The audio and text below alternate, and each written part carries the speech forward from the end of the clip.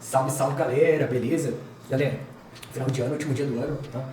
Todo final de ano eu reviso meus diários, né? E nesse ano eu gostaria de compartilhar a síntese desses diários com vocês, tá? Pra quem não me conhece, meu nome é Fred, eu tenho ali uma formação no mundo acadêmico, né? Eu fiz doutorado, depois, durante o doutorado, eu fiz a transição para o mercado financeiro, depois fiz alguns estudos na área, né? Fiz 2 MBAs ali na área, e hoje eu sou assessor de investimentos da XP e orgulhosamente trader, né? Na área educacional de trading, eu tô ali como suporte educacional para o pessoal do fluxo simplificado, né? Eu e o Tony do Cole temos o Elite, né? Que é a formação de traders, né? Mais aprofundada, com a mentoria um pouco mais individualizada.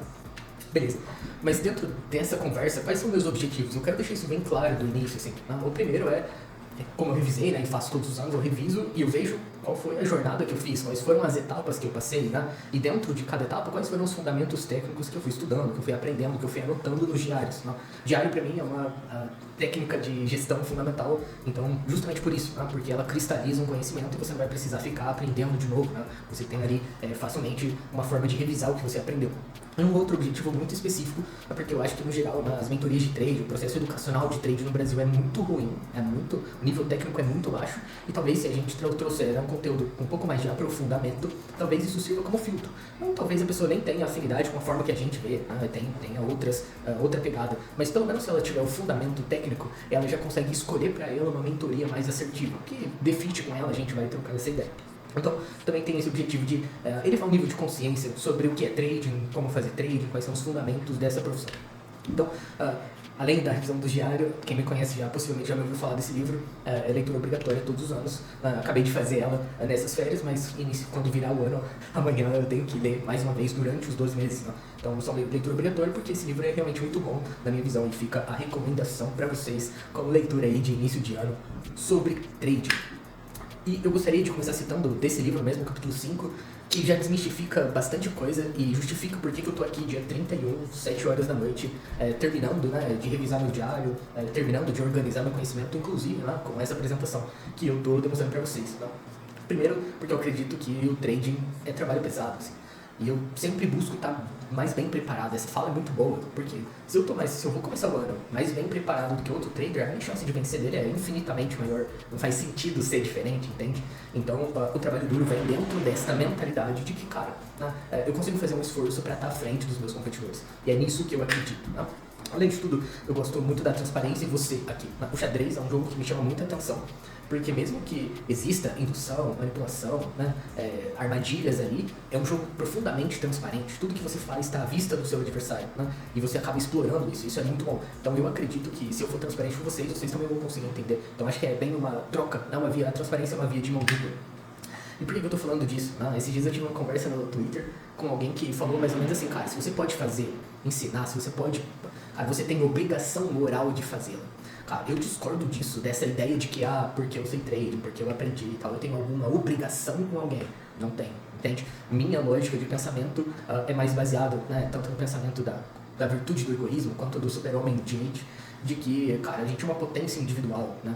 Então eu não tenho obrigação moral com ninguém, né? Tenho obrigação moral apenas e somente comigo, com o meu trading, com a minha capacidade de fazer dinheiro do mercado. De restante, eu não tenho obrigação nenhuma. E por que eu falo disso? Né? Porque às vezes as pessoas acham que, tipo assim, o processo educacional do trading ficou banalizado, né? No sentido de, tipo, vendedor de curso e tal, né? Um monte de pessoas enganando as pessoas, sabe? Que tipo, é muito tenso. Então, assim, aí algumas pessoas demandam alguma salvação, esperam algum limite. Cara, a salvação não existe. A salvação é só você. Então, quando você começa a pensar como um indivíduo e começa a se valorizar como um indivíduo, né, você tem, bem bom, um aumento substancial ali da sua chance de performar no mercado. Só que quando eu falo disso, se engana quem pensa que o egoísmo é passar por cima de todo mundo, é pisar em alguém, cara. Pelo contrário, o egoísmo racional, ele é simplesmente reconhecer os meus direitos, as minhas potencialidades, entende? E eu reconheço elas tranquilamente, racional, sem injustiça com ninguém. E se dentro da minha caminhada, dos meus interesses, eu puder fazer o bem, e aí aqui o bem aparece como uma consequência de uma atitude racional, né? De uma atitude individual que faz bem pra mim, né? Cara, maravilha, mas eu não tenho obrigação nenhuma de te ensinar, tá? E aí você pode perguntar, cara, por que você tá fazendo isso então? Dia 31, você tá gravando um vídeo pra ensinar. Cara, eu tenho interesse nisso. E claramente, vou fazer questão de descrevê-lo aqui, tá? Primeiro, isso foi o começo do blog, do Trivium, quando eu comecei a registrar minha jornada, tanto no Twitter quanto no blog. E meu objetivo era muito simples. era caminhar em companhia, achar um grupo de traders com o mesmo nível que o meu ali para caminhar junto, porque eu sei que junto, cara, muito do que é demanda, dificuldade no trade pode ser resolvido, desde que, né, não exista nenhum elo de performance no grupo, a performance ainda é individual, mas você tem com quem conversar, que entenda o que é trade, puta, é uma mão na roda. Né, que é um bálsamo para a alma e uma luz em períodos difíceis, porque eles vão acontecer. E eu acho que, compartilhando a minha jornada, eu chamei isso de ato mútuo, de bondade, porque registrar minha jornada, tornar minha jornada pública no Twitter, criar um blog, ir para esse lado de descrever o meu pensamento de trading, foi uma tentativa de aumentar a minha performance. Então eu ganho muito mais com isso do que necessariamente apenas o financeiro, o monetário. Né? Existem ganhos de performance que estão além da venda direta. Né? O fato de eu organizar meu conteúdo em palavras, tipo essa apresentação, me dá mais performance, me dá mais profundidade, me dá mais conhecimento. Então é um ganho profundamente individual aqui. Né? Uma outra coisa, sendo plenamente aberto, né, com vocês, o Trivium FIP é o que eu chamo de fundo de investimento pessoal, ali, com o pessoal da Elite. Por quê? Porque eu acredito que traders individuais, né, traders de varejo, precisa se imaginar, precisa pensar a si mesmo como uma empresa.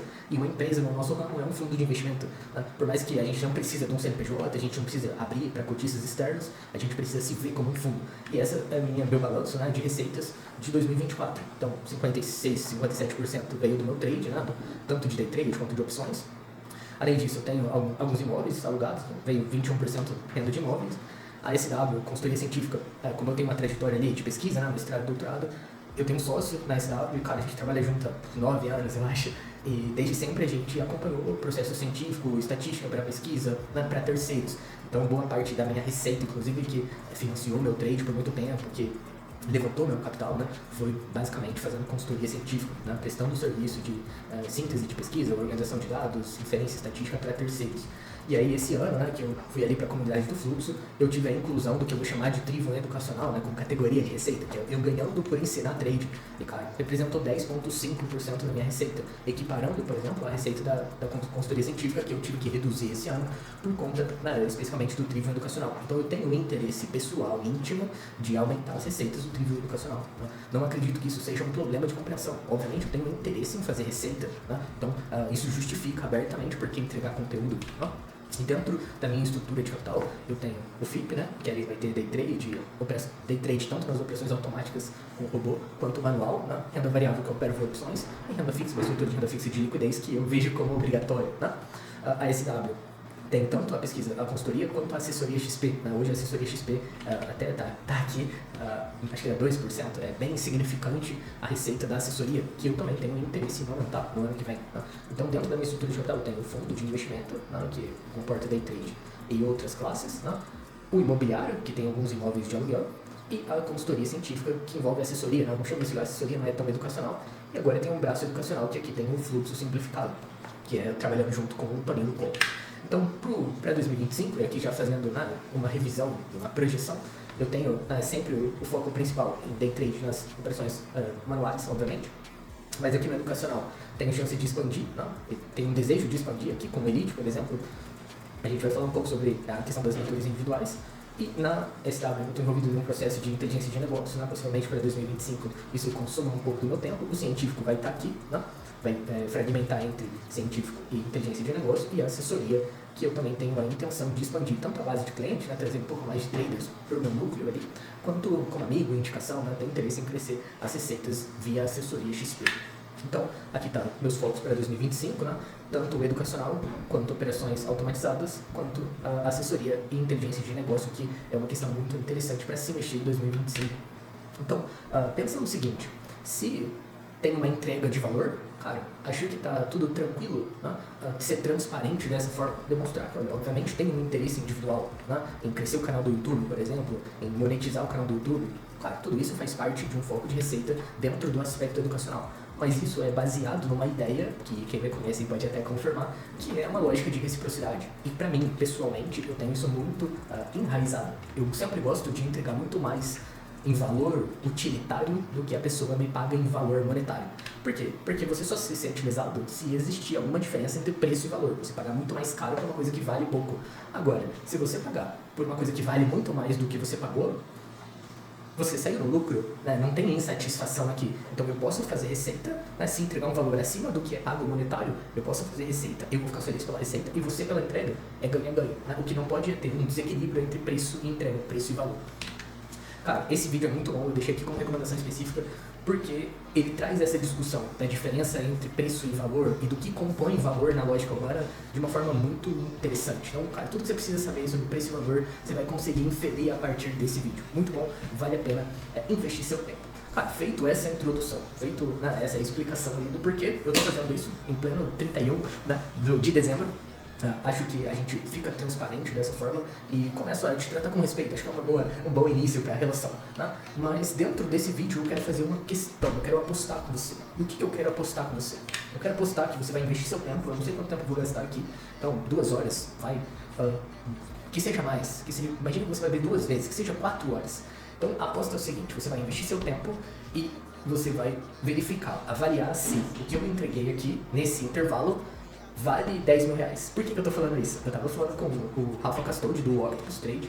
E eu falei, pô, tô revisando meus diários, tô fazendo uma revisão mais profunda, tô organizando slide, faço isso sempre e tal. Pô, tá parecendo uma palestra. Aí eu peguei e falei, pô, tipo assim, como a gente, o Rafa também tem doutorado, também dá palestra pra fora, universidade e tal, eu também. Então você falei, pô, nada, daria pra cobrar uns 10k nessa palestra. Aí ele riu, eu brinquei e eu fiquei com aquilo na cabeça. Então eu tô fazendo isso, eu não vou te cobrar 10 mil, obviamente, mas eu gostaria que você avaliasse. Então a aposta é muito simples. Se você assistir e não valer 10 mil reais, você perdeu o seu tempo. Eu aceito isso, você perdeu o seu tempo, beleza. Agora, se você assistir e valer 10 mil reais, você ganhou 10 mil reais ou mais, né? Se vale mais, mas vamos chamar de 10 mil. Então, se você perder, você perde seu tempo. Se você ganhar, você ganha 10 mil reais. A questão é muito simples. Vale a pena investir seu tempo pelo risco de valer 10 mil reais? Sim ou não? Entende? Você aposta comigo? Sim ou não? Olha, eu vou cobrar. Fechou? Fechado? Fechado? Beleza. Cara, aqui a gente já começa a falar de trading. Por quê? Você fechou uma aposta comigo e eu gostaria que lá no final, se valeu 10 mil reais, você colocasse um comentário. Pô, ganhei 10 mil reais. Ou perdi meu tempo. Se você achou que não vale, comenta, perdi meu tempo. E aí eu vou conseguir avaliar se eu tô no caminho certo ou não. Né? E aqui a gente já começa a avaliar de qual time você é. Você honra os seus acordos? Você fala que vai fazer trading? Você fala que aposta comigo? Se você ganhar, você teria que comentar. Esse é o acordo que você fez. Né? Se você perder, você vai ter que comentar. Esse é o acordo que você fez. Né? E quando você vem pro trading, quando você fala, cara, eu vou gerenciar meu risco, agora eu vou operar de forma disciplinada, você honra seus acordos? De que time você é? Do que honra ou do que não honra? Entende? A gente começa a falar de trading aqui, nos pequenos atos cotidianos. E, sem mais delongas, a gente vai começar a falar sobre a jornada do trader. Tanto o mapa quanto os fundamentos. O que é um mapa? São várias etapas. Os fundamentos são conhecimentos específicos de trading, a gente vai destrinchar sobre eles para fundamentar a jornada. O primeiro ponto, assim, fundamental de todo trade, a primeira etapa é, cara, quando você entra na etapa de exploração. A etapa de exploração ela é muito simples. O trader quer achar o santo grau. Então, olha os sinais. Verifica em que etapa você está a partir dos sinais. Cara, se você fez mais do que 3 cursos ou mentorias no último ano, você está na fase de exploração. Ponto. Né? Se você trocou de setup por mais do que 2 vezes nos últimos 12 meses, no último ano, você também está na fase de exploração. Você não tem um modelo, você não tem um método, você está só procurando. Né? Outro sintoma muito clássico do explorador, assim, ele está estudando 2 estratégias ao mesmo tempo.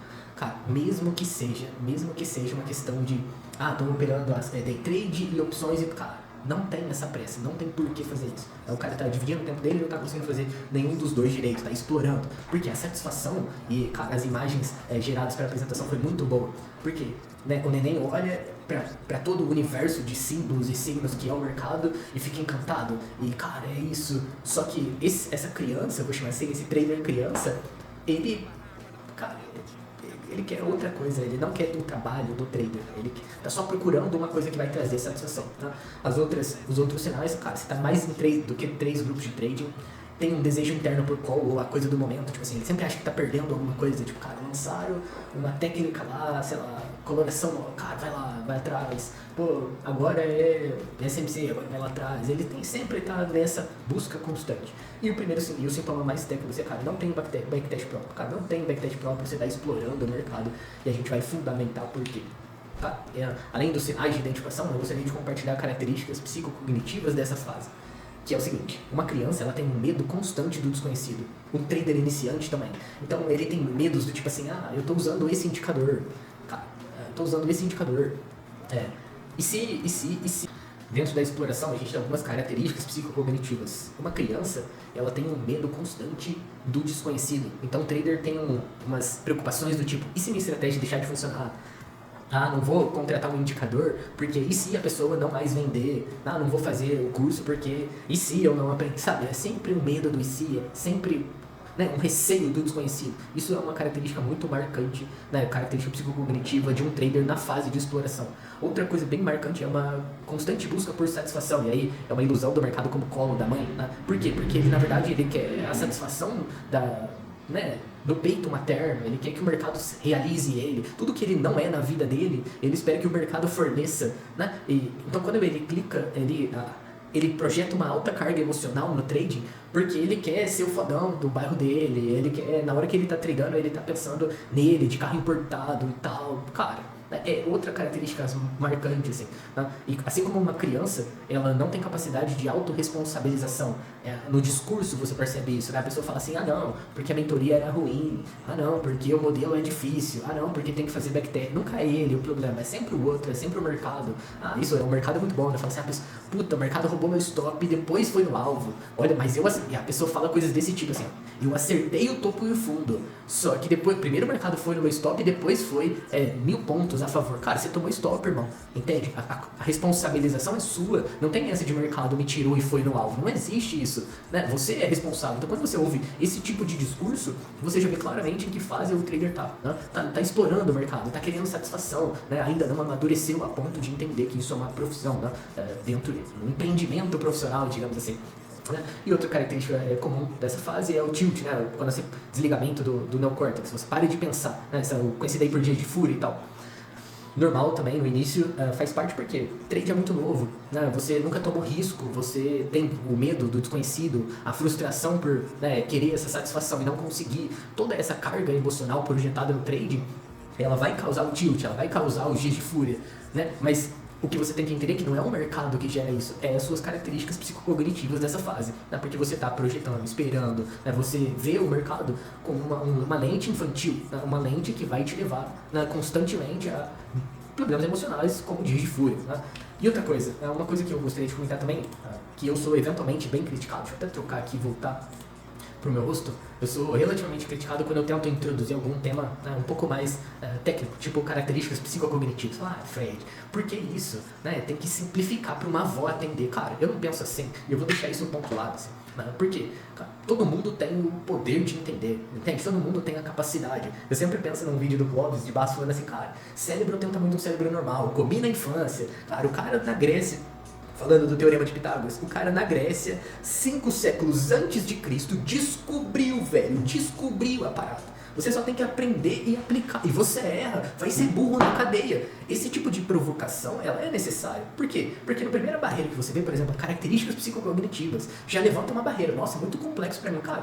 Qualidades e habilidades relacionadas aos processos mentais e emocionais que influenciam o comportamento e foco, desempenho de um indivíduo. Onde que pode ser aplicado? Na educação, né? Quando você está tentando ensinar uma característica e personalizar uma estratégia de ensino para alguém, que é o que eu estou fazendo aqui, e a performance profissional também, como o mercado financeiro. Né? Por quê? Porque são habilidades, né? São características psicocognitivas, tanto mental, cognitivo, quanto emocional, psicológico, de tomada de decisão, de comportamento. Então isso faz parte do dia a dia. E por que eu estou falando isso? Porque, cara, vai ter situações, conteúdos aqui que você vai olhar a um primeiro impacto e vai falar, cara, eu não quero, é difícil, nossa, eu não entendi, cara, vê uma, vê duas, vê 3 vezes. E aí citando o Clóvis de novo, tá me chamando de burro, Fred? Não, e citou, chame-me também, porque é assim que eu vejo, é assim que eu estudo, né? Vou ler uma, vou ler duas, vou ler 3, vou ler merda até entender, cara. Por quê? Porque não é possível que alguém inventou, que alguém tirou isso do nada e eu não sou capaz de entender. Então quando eu tô trazendo esse nível técnico, essa linguagem, cara, eu tô te respeitando. Acima de tudo, eu tô te respeitando.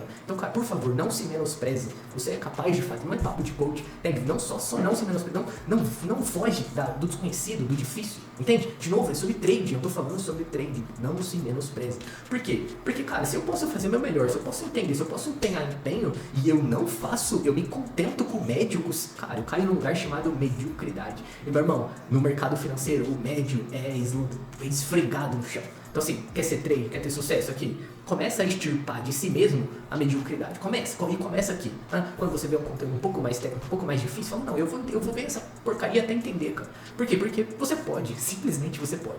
Né?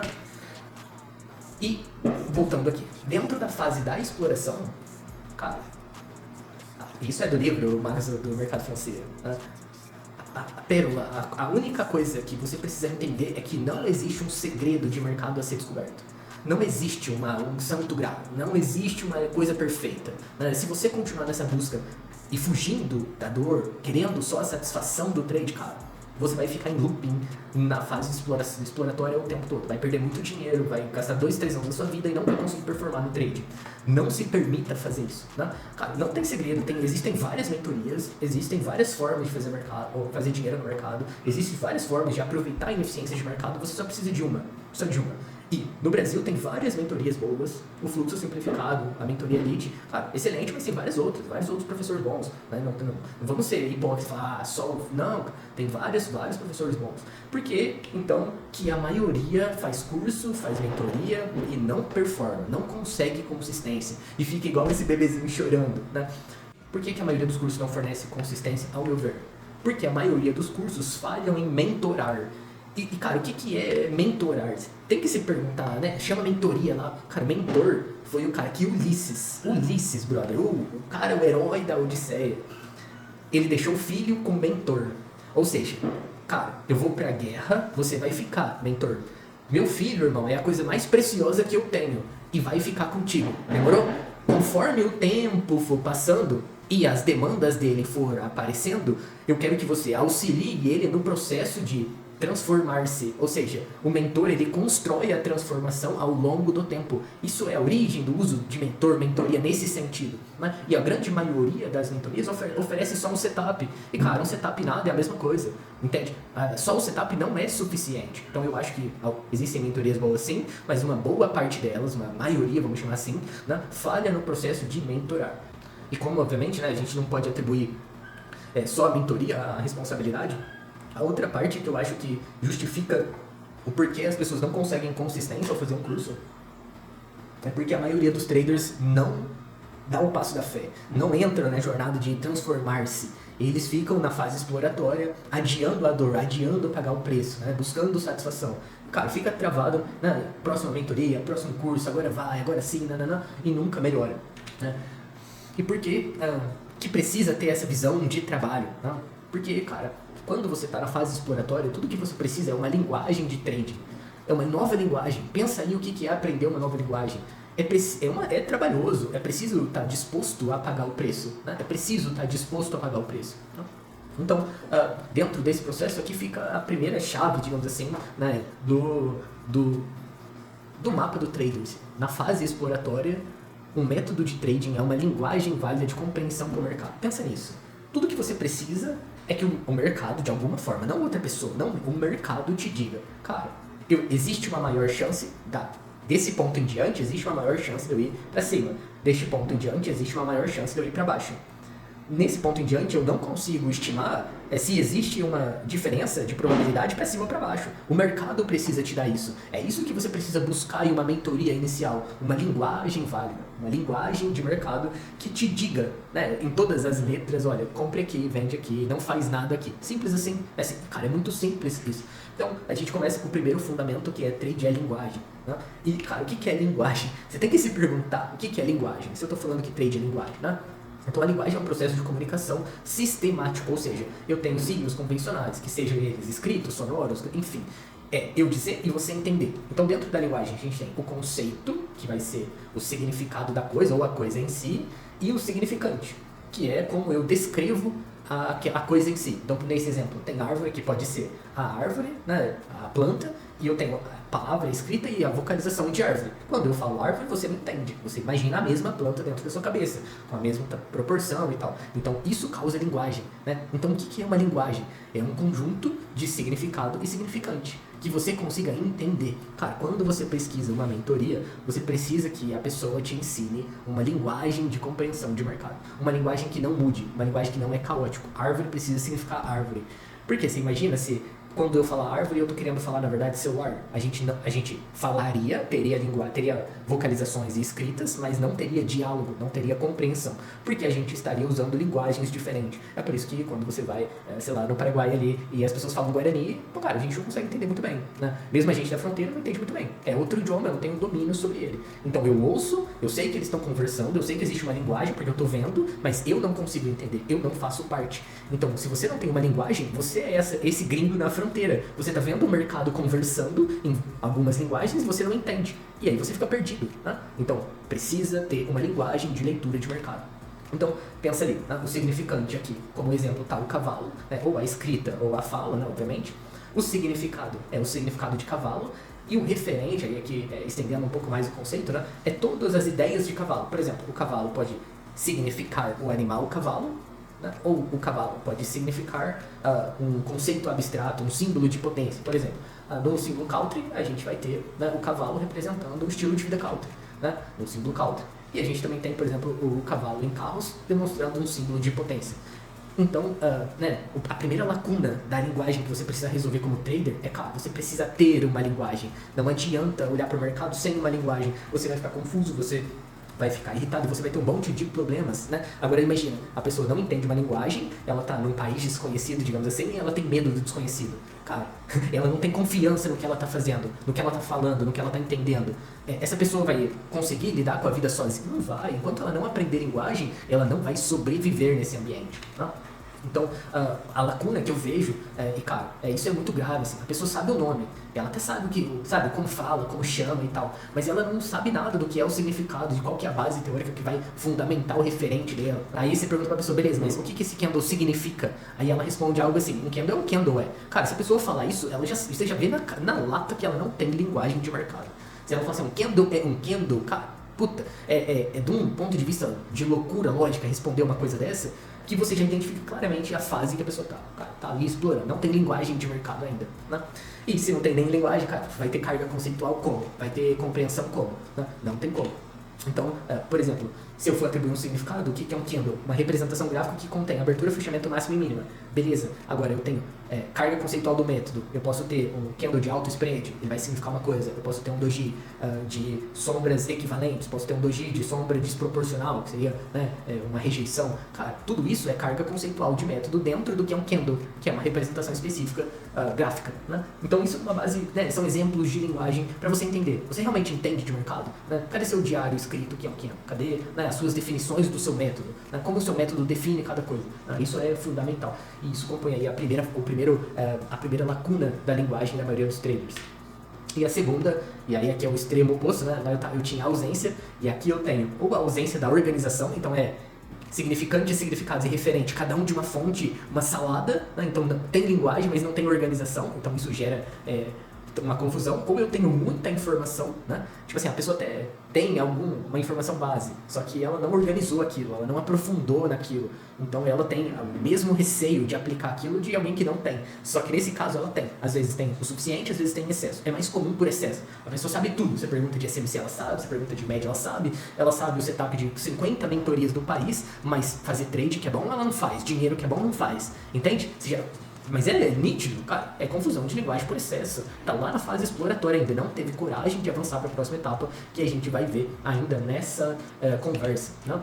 O que seria isso? Por exemplo, a pessoa sabe o que é média. Ela fala, isso aqui é uma média, eu sei que a média é um valor calculado, né, que demonstra o ponto central de uma distribuição, ela sabe. Só que o que a média representa para ela, para a carga conceitual dela? Aí tem lacuna, aí você ouve um grilo. A pessoa sabe o que é média, ela sabe definir uma média, mas ela não sabe o que a média representa na linguagem dela, na carga conceitual e teórica do método dela. Cara, um exemplo, a gente usa média exponencial, fluxo, é o valor central da distribuição de preço. Então a gente usa a média como uma referência de preço justo. Né? Isso define, né, como a gente lê, como a gente significa a média. Então, dominar o básico de uma linguagem marca o fim da exploração. E aqui, né, pensando em etapa 1, cara, você precisa dominar o básico de uma linguagem. Não precisa ser expert, não precisa estar escrevendo, não.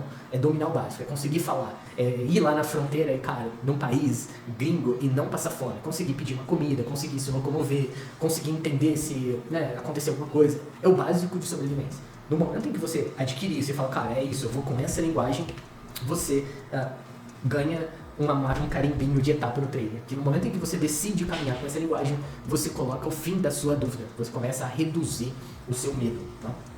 E aqui eu vou fazer um aviso. Cara, nesse processo de linguagem, tem uma questão muito grave, que é a arrogância. E eu vou tentar explicar um pouco mais a ideia de arrogância nesse sentido. Né? Não vou para definição técnica, não. Né? Vamos pensar numa questão só prática do trader. Assim.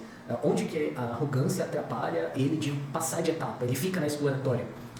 Como ele tem muito medo do desconhecido e está querendo a satisfação, a carga emocional é tão alta, que ele fica em looping, ele não está pensando direito.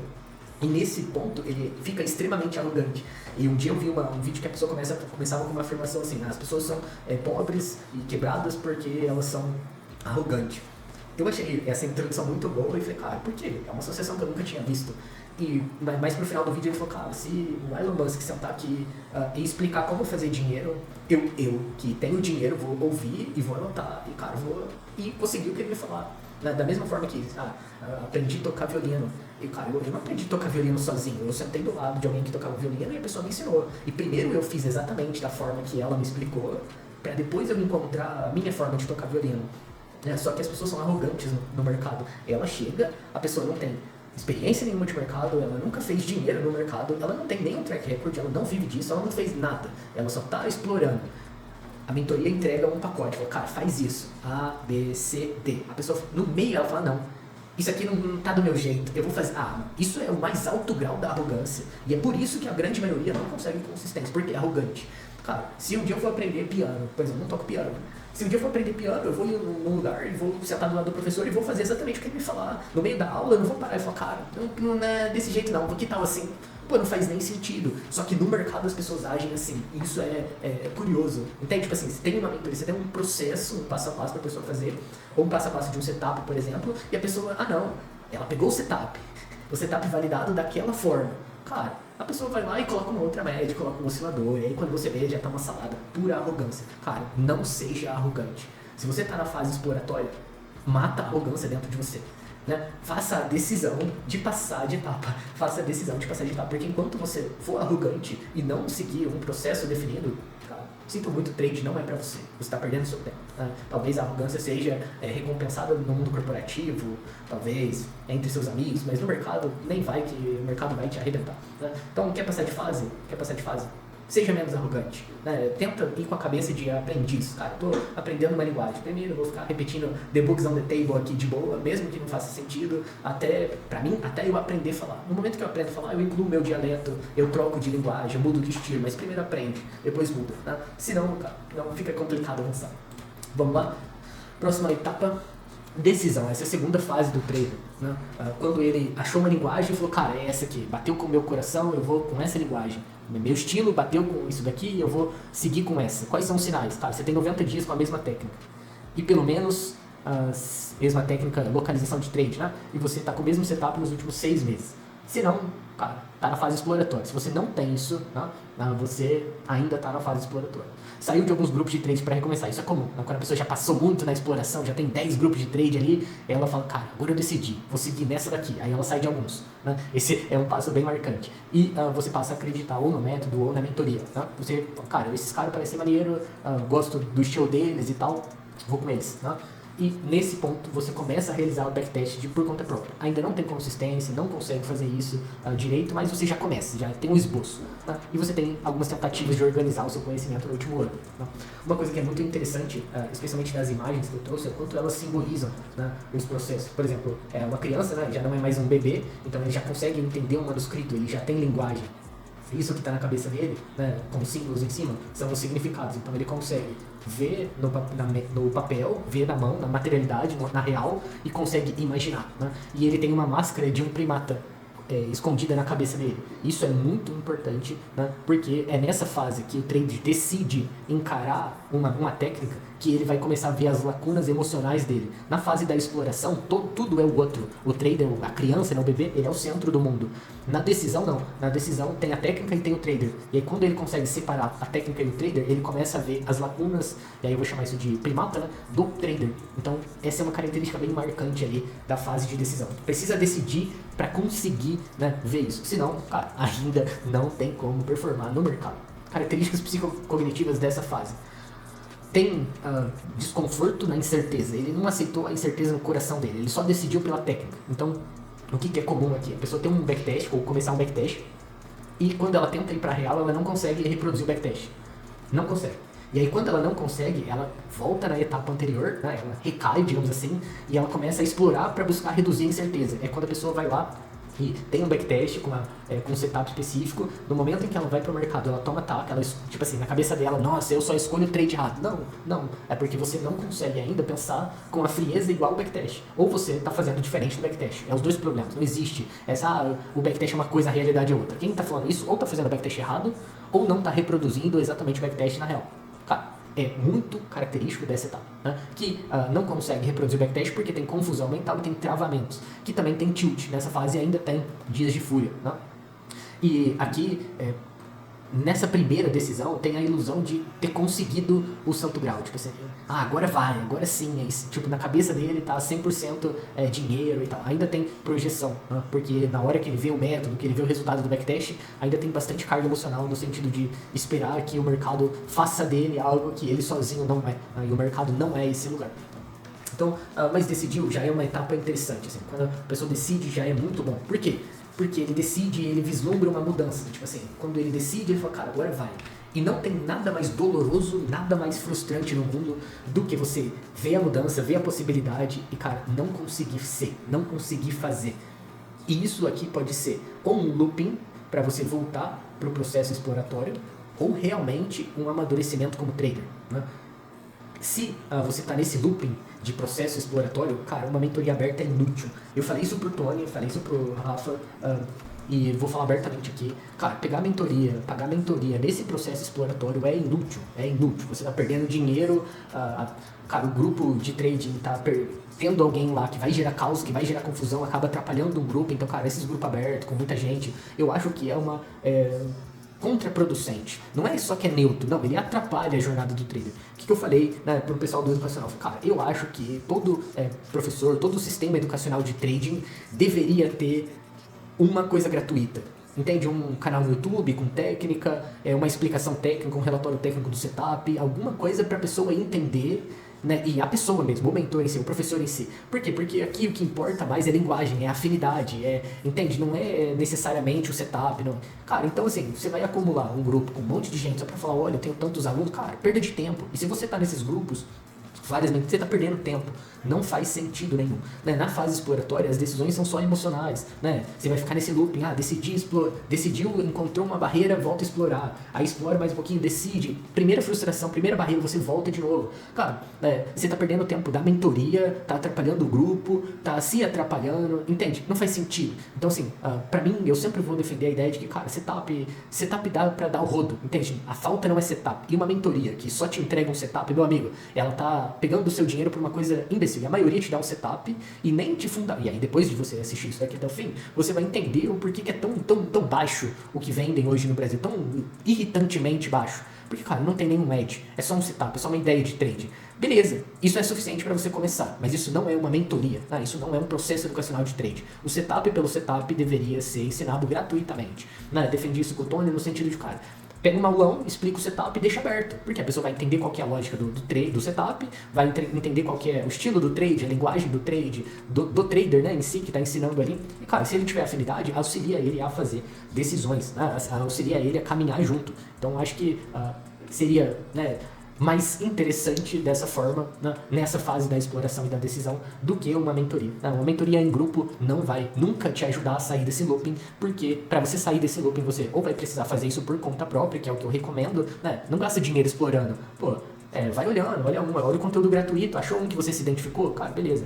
Assume ali, compra ali e tenta fazer o processo de transformação por si mesmo. Se não, uma outra solução seria um processo de mentoria individualizado, porque ela vai conseguir olhar para você e falar, ô meu amigão, você tem que sair desse looping aí. Uma característica bem comum desse looping aqui também, que é um pouco mais oculta, e ele compartilhando um pouco da experiência mesmo de educacional, porque, cara, me ensinou bastante esse ano, né? E eu consegui identificar mais coisas do que eu tinha visto em mim mesmo. E, por exemplo, quando a pessoa toma uma decisão e essa é uma decisão fraca e ela não está disposta a passar de fase, ela fica otimizando o setup, o próprio setup dela, você entende? Ela muda uma média, ela fala, nossa, agora eu fiz um outro backtest com uma média ligeiramente diferente. Cara, você entende? Você já identifica looping de novo. A pessoa tem que definir uma linguagem simples, uma execução simples e conseguir seguir. Porque só seguindo ela vai conseguir enfrentar e sair desse looping. E aqui, né, entregando uma chave para sair desse looping, é difícil porque você tem que achar alguém que tem algum nível de match com o que você está procurando no sentido de personalidade. Esse alguém tem que te fornecer um setup ou uma direção válida, né, um edge de mercado, a gente vai falar disso. E depois disso, você tem que enfrentar a decisão de seguir com essa linguagem, apesar do desconforto, da incerteza. Né? Apesar de ainda não ter, cara, evidência de sucesso. E, cara, nessa fase é muito difícil. Né? E uma recomendação minha, né, nessa fase é, cara, entende o trade como trabalho. E nesse sentido, o que eu tô chamando de trabalho? O trabalho não é no setup. O trabalho não é no setup. Você vai trabalhar no setup também, obviamente, sim, mas a boa parte, o trabalho mesmo é transformar-se, é tornar-se capaz de fazer trade. Não é achar uma forma mágica, um setup novo, cara, não é isso. É o humano, o trader precisa se tornar trader. Essa é a chave para sair dessa fase, desse looping, né? Eu vou chamar de infernal entre a exploração e a decisão. Cara, eu perdi muito tempo. Eu tenho uma natureza que curte estudar, gosto de estudar. Cara, você imagina o tanto de coisa que eu comi nos 2 primeiros anos de mercado? Cara, eu perdi muito tempo. Por quê? Porque eu tava evitando o trabalho, eu tava evitando tornar-me capaz, né? Eu precisei de um tempo até entender que, cara, não é vários setups que vai fazer dinheiro, não é nada disso. É eu ser capaz de fazer dinheiro. E esse é o trabalho do trader. E por que é isso? Porque o mercado vai cobrar que você se dedique a ele de uma forma que você vai precisar transformar-se. Porque o trade vai passar a ser o ponto central da sua vida como trabalho. Então você se torna trader. E se você vê dessa forma, cara, você já ganha um ganho muito grande, né, no que vem pela frente. Você sabe que vai ter trabalho, você sabe que vai precisar mudar algumas coisas, né, e que isso demanda tempo. Então você já aceita, você já compreende, pega uma linguagem, pega o primeiro fundamento, desenvolve uma linguagem e toma a decisão de seguir em frente. Outra coisa que é fundamental além da linguagem e do trabalho, né, é ter um edge. Então eu vou chamar isso de, o trabalho do trader é ter um edge. E aí, fazendo uma piadinha, o trabalho de um PH trader é ter um edge, criar um edge. E o que é um edge? Cara, o edge é uma vantagem estatística no longo prazo. E falar isso é muito fácil, você entende? As pessoas falam isso o tempo todo, eu vejo alguns conteúdos assim, as pessoas falam assim, tem que ter uma vantagem estatística. Aí faz uma conta de resultado esperado. Cara, isso e nada é a mesma coisa, né? A compreensão, o nível de compreensão dessa vantagem estatística para te dar a confiança necessária para você operar no mercado, meu amigo, ela é de outro nível, entende? E você precisa experimentar o edge, não só saber o que é um edge. Entende? De novo, é uma questão de profundidade da compreensão. Nesse caso aqui, você não precisa saber o que é uma vantagem estatística. Você tem que ter certeza sobre ela, ter vivenciado ela. E o que é uma vantagem estatística? O que compõe um edge? Você tem que ter uma probabilidade a favor, seja ela um desequilíbrio ou no payoff ou na taxa de acerto. Você tem que ter capacidade de reprodução, né? Então tem que ter uma descrição objetiva do trade, senão não adianta nada o edge. Porque senão você não tem o edge. Se você não consegue identificar o mesmo trade várias vezes, claro, você não tem o edge. Então aqui está o componente de linguagem, né? Porque é a linguagem que permite reprodução. Porque a linguagem reproduz a mesma coisa, entende? Se você não tem isso, você não tem um componente do seu edge. A probabilidade a favor, sem a reprodução da mesma coisa, desconfigura o edge. Lembra disso? E daí depois a gente tem conhecimento de mercado, que é um conhecimento um pouco mais subjetivo, né? Porque você, a parte de esperar um comportamento mais ou menos provável a partir de determinado ponto, né? Esse conhecimento subjetivo não é necessário no início e ele vai vir com o tempo. Você melhora com o tempo desde que você consiga aplicar um edge, né? Eu não vou só explicar. Nesse vídeo eu quero que você entenda de uma vez por todas o que é um edge. Cara, pega uma moeda normal de R$1, cara coroa. O que é um edge? É um desequilíbrio. Ou na taxa de acerto, então tem que acertar mais, ou eu tenho um desequilíbrio no payoff, que é eu tenho que ganhar mais quando eu ganho e perder menos quando eu perco. Nesse caso, eu vou fazer um edge de payoff com uma moeda justa, que é 50-50. No trade você tem variações, você pode ganhar menos, perder menos, enfim, não ir no alvo, né, pegar só uma parcial, voltar, estopar no break-even, você tem uma complicação maior. Mas a lógica se mantém a mesma. Uma moeda, 50% de probabilidade de cara, 50% de probabilidade de coroa. E aqui que está o edge. Se sair coroa, eu perco 1 ponto. Se sair cara, eu perco 1.1 ponto. Ou eu ganho 1.1. Então eu tenho um edge. Esse edge é mínimo. Eu ganho 10% a mais quando eu ganho do que quando eu perco. Simples assim. Assim, não é um edge monstruoso. Não é um edge monstruoso. Mas ele é um edge. Tem um desequilíbrio no payoff, tem um desequilíbrio no payoff e eu consigo reconhecer ele facilmente. Então, como que eu reconheço ele? Cara, vai jogar, e se eu sempre vou jogar em cara, eu sempre vou apostar em cara, se sair coroa eu vou perder 1. Se sair cara eu vou ganhar 1.1. Simples assim. Então, eu fiz uma simulação de 1000, tá ali, ó. 1000 simulações com 1000 lançamentos. Então, pô, tem alguma quantidade significativa de dados. Tá? Então, eu fiz 1000 simulações diferentes. Cada simulação, cada linha tem 1000 trades, 1000 lançamentos da moeda. Tá? E o trader começa com 100 pontos. Toda vez que ele chegar a 0, ou seja, ele perdeu todos os pontos dele, ele é classificado como morto. E esse evento classifica um negócio chamado taxa de mortalidade. Por que isso importa? Porque você não quer morrer no mercado, pô. Entende? Você quer fazer dinheiro. Para fazer isso, você tem que sobreviver. Certo? Então, pensa aí. Curva de capital, pontos acumulados do lançamento usando 1%. Ou seja, quando eu perco 1 travado, tá? E quando eu ganho 1.1. Olha só, 1000 lançamentos, quando eu vejo a taxa de mortalidade usando 1% de risco, com 5, cara, é 50% de chance de acertar, 50% de chance de errar. 1.1 de diferença do payoff, 10% de diferença só. E nenhum trader perdeu todo o dinheiro. Cara, fala pra mim, como que você consegue quebrar no mercado? Entende? Não tem como, não tem como. Simples, a única forma de quebrar o mercado é ou operando aleatório, sem o edge, obviamente, ou operando alavancado. Porque e aí a gente vai ver isso. Mas, cara, olha isso. Uma estratégia com edge mínimo.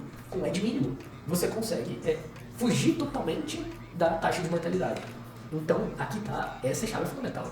Que, cara, não é necessário ter um edge extraordinário, não é necessário ter um santo grau. É apenas necessário ter um edge válido, estatisticamente válido e implementável. O que é implementável, Fred? É o trader ser capaz de executar. Então, assim, às vezes a galera curte SMC, um monte de sigla e tal, nanana. O cara não é capaz de lidar com aquilo. O que adianta ter um edge válido? Você entende? Não é muito mais fácil pegar um modelo objetivo simples, que você é capaz de implementar e sabe que tem um edge válido e executar? É muito mais fácil. Para essa fase, para fazer dinheiro, é muito mais fácil. Né? Então, cara, precisa ter um edge, né? Necessário ter um edge, mas não precisa ter uma coisa extraordinária. Você não precisa de um negócio de 10 de payoff e 80% de taxa de acerto. Isso não existe. E quando você está procurando isso, você está fugindo, cara. Você está com medo do mercado. Você tá fugindo porque você não compreende isso daqui. No momento em que você passa a compreender isso aqui, você começa a gerenciar seu risco e começa a executar independente do edge. Porque você sabe, cara, eu não preciso de um edge extraordinário, eu só preciso de um válido que ser capaz, você ser capaz de implementar. É isso que importa. Você tem, ser capaz de executar o edge. Né? Ele pode ser simples, desde que você gerencie o seu risco, ele tem um edge válido e seja implementado. Então, né, ter um edge vai te ajudar a sustentar a decisão. E, cara, vai te fazer evitar esse looping. Por quê? Porque, cara, se você sabe que tem um edge, você confia nele, o que é uma sequência de perda? Você não é mais empurrado pro processo de procurar um novo setup que não vai te fazer perder e vai te colocar no ciclo de novo. Beleza. Agora, a gente viu que nenhum trader perdeu 100%. Em 1000 simulações de 1000 traders, ninguém perdeu tudo. Ponto. 1. Beleza. Agora, quem ficou abaixo do capital inicial? Com 1%, 93% fechou positivo depois de 1000 trades. Ou seja, com aquele edge mínimo, depois de 1000 trades, 93% fecharam positivo. Os outros 7 fecharam negativo. Isso faz parte do processo aleatório, né, de uma jogada de moeda, assim como um processo semi-aleatório do mercado. Né? Faz parte. Não, você não vai ter 100% de certeza em nada. Mas, cara, concorda comigo que 93% é uma chance muito boa. E o que é isso? Né? Por que tem essa parte negativa? Para entender isso, precisa entender a distribuição normal de eventos. Cara, isso é estatística, mas dá pra entender bem tranquilo. Você vai conseguir ver isso como tabuleiro de Galton. Pesquisa no YouTube, você vai ver um vídeo maneiro. As pessoas jogam as bolinhas de metal, né? E as bolinhas de metal, elas se centralizam no meio, né? Em torno da média. É um evento mais provável. E eventos menos prováveis, que são os dois extremos, tendem a ter menos bolinhas. Né? Porque isso representa um evento de distribuição normal. O que isso significa? Lembra? Quando eu tenho várias observações de eventos aleatórios, eles tendem a se apresentarem como uma distribuição normal. Existem outras distribuições, mas pro que importa pra gente, a gente vai focar na distribuição normal. O que é a distribuição normal? Uma concentração em torno da média. Então eu tenho uma única média, tá? Que é esse ponto central aqui, e eu tenho 70% dos eventos em torno ou bem próximo dessa média. E eu tenho uma redução dos eventos conforme se afasta da média. Então, eu tenho aqui os desvios padrões, certo? Isso é bem tranquilo. Bom, pensando aqui na distribuição, né? Isso é um histograma das simulações, das 1000 simulações. Eu tenho um ponto central que representa a média, então na média eu tenho 150 pontos acumulados. Um pouco mais, um pouco menos, mas 70% dos eventos vão estar em torno de 150 pontos, ou seja, a média esperado é um ganho de 50 pontos, 50%, depois de 1000 trades, né? Então eu tenho essa distribuição dos resultados da simulação. Quando eu penso nisso, quando a gente fala de edge, o que a gente espera é resultado médio de um fenômeno no longo prazo, apesar da variância no curto prazo, né? E o que é? E aí aqui a gente entra num terceiro fundamento, né? Que é a sorte e a variância. O que é variância? São os resultados fora ou distante da média. Então eu tenho uma variância positiva, né? Então são trades, a frequência, ou seja, é menos provável que trades fechem usando o método, usando esse edge que a gente viu, é menos provável que a pessoa multiplique o capital dela por 2,5. O que é mais provável? Que ela ganhe 50%, que ela ganhe 0,5. E é menos provável também, é pouco provável que ela perca 50%, né? Que é a quem ficou abaixo de 100, que é o capital inicial. Então eu tenho baixa probabilidade de perder dinheiro e baixa probabilidade de fazer muito dinheiro. O que é esperado? O médio. E aqui está uma sacada. Porque isso aqui eu vou chamar de sorte, isso aqui eu vou chamar de azar. Então, qual que é o trabalho do trader? Cara, trabalhar para ter sorte. Espera o médio. Sabe que seu médio é o médio. Sabe que no curto prazo você pode estar oscilando aqui ou oscilando na sorte. Só que você tem que trabalhar para ter sorte. Essa é a lógica. E o que é trabalhar para ter sorte? Trabalhar para se afastar da média positivamente. Só que aqui tem uma armadilha emocional. Que é, no momento em que você tem um resultado médio esperado de 150 e começa a ter retornos maiores, você entra no tipo, cara, eu sou o bichão. Agora eu sei trade pra caramba. Cara, isso aqui é muito difícil. E outra coisa, você não tem maturidade para aceitar o seu método quando você está numa variância negativa. Você desiste com um método vencedor em mãos, simplesmente porque não tem maturidade para entender sorte e variância, que é o fundamento 3 do trader, né? Então, não é necessário filosofar sobre variância, não é, mas é necessário você ter experiência e prática com ela. Como que você ganha experiência e prática com ela? Vamos usar a mesma moeda, você vai pegar e vai fazer o mesmo edge. Cara, se der cara, você ganha 1,1 e se der coroa, você perde 1. E você vai jogar todo dia. Cara, joga 10, joga 15 moedas. E vai anotando, vai percebendo os resultados. Você viu aqui, né? Vamos voltar, você viu aqui que 93% das simulações fecharam positivo, ou seja, existe um edge. Só que quando você jogar a moeda, cara, você vai ver que você vai perder, vai ter dia que você vai perder 10 vezes, 11 vezes. Isso é variância negativa. Isso é o que a gente pode chamar de azar, né? Só que não significa que o método não funciona, né? Significa que você está tendo uma variância negativa, desde que, obviamente, você esteja fazendo a mesma operação. Então aqui, você precisa entender isso, porque senão toda vez que você cai numa variância negativa e ela vai acontecer, cara, se você sobreviver no mercado tempo suficiente, independente do setup que você usar, você vai enfrentar uma variância negativa. Se você não tiver maturidade, você vai trocar de método. Você vai voltar pro looping do exploratório toda vez uma variância negativa. Então, você precisa saber lidar com ela. Como que você aprende a lidar com ela? Faz o exercício da moeda. Ou, né, passa a estudar, passa a entender o que é distribuição normal, fenômenos de variância em outros sistemas de azar.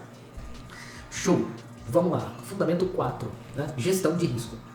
Por que tudo isso está dentro da decisão? Porque, cara, você precisa desses fundamentos para você tomar uma decisão. Então, o que eu estou fazendo aqui é fornecendo os fundamentos iniciais para você olhar para um sistema e tomar a decisão de seguir utilizando aquele sistema, né? Fundamento 4, gestão de risco. Aqui, gráfico tranquilo, né, que a gente viu lá, que a média esperada era 150 pontos, ou seja, a cada 1000 pontos é esperado 50 pontos, né, positivos. E olha só, não tem ninguém acumulado no zero, ou seja, ninguém quebrou, tá? Agora, vamos fazer outras simulações com um pouco mais de risco. 3%. Taxa de mortalidade, 3,1. Ou seja, 3% dos traders quebraram no processo. Morreram.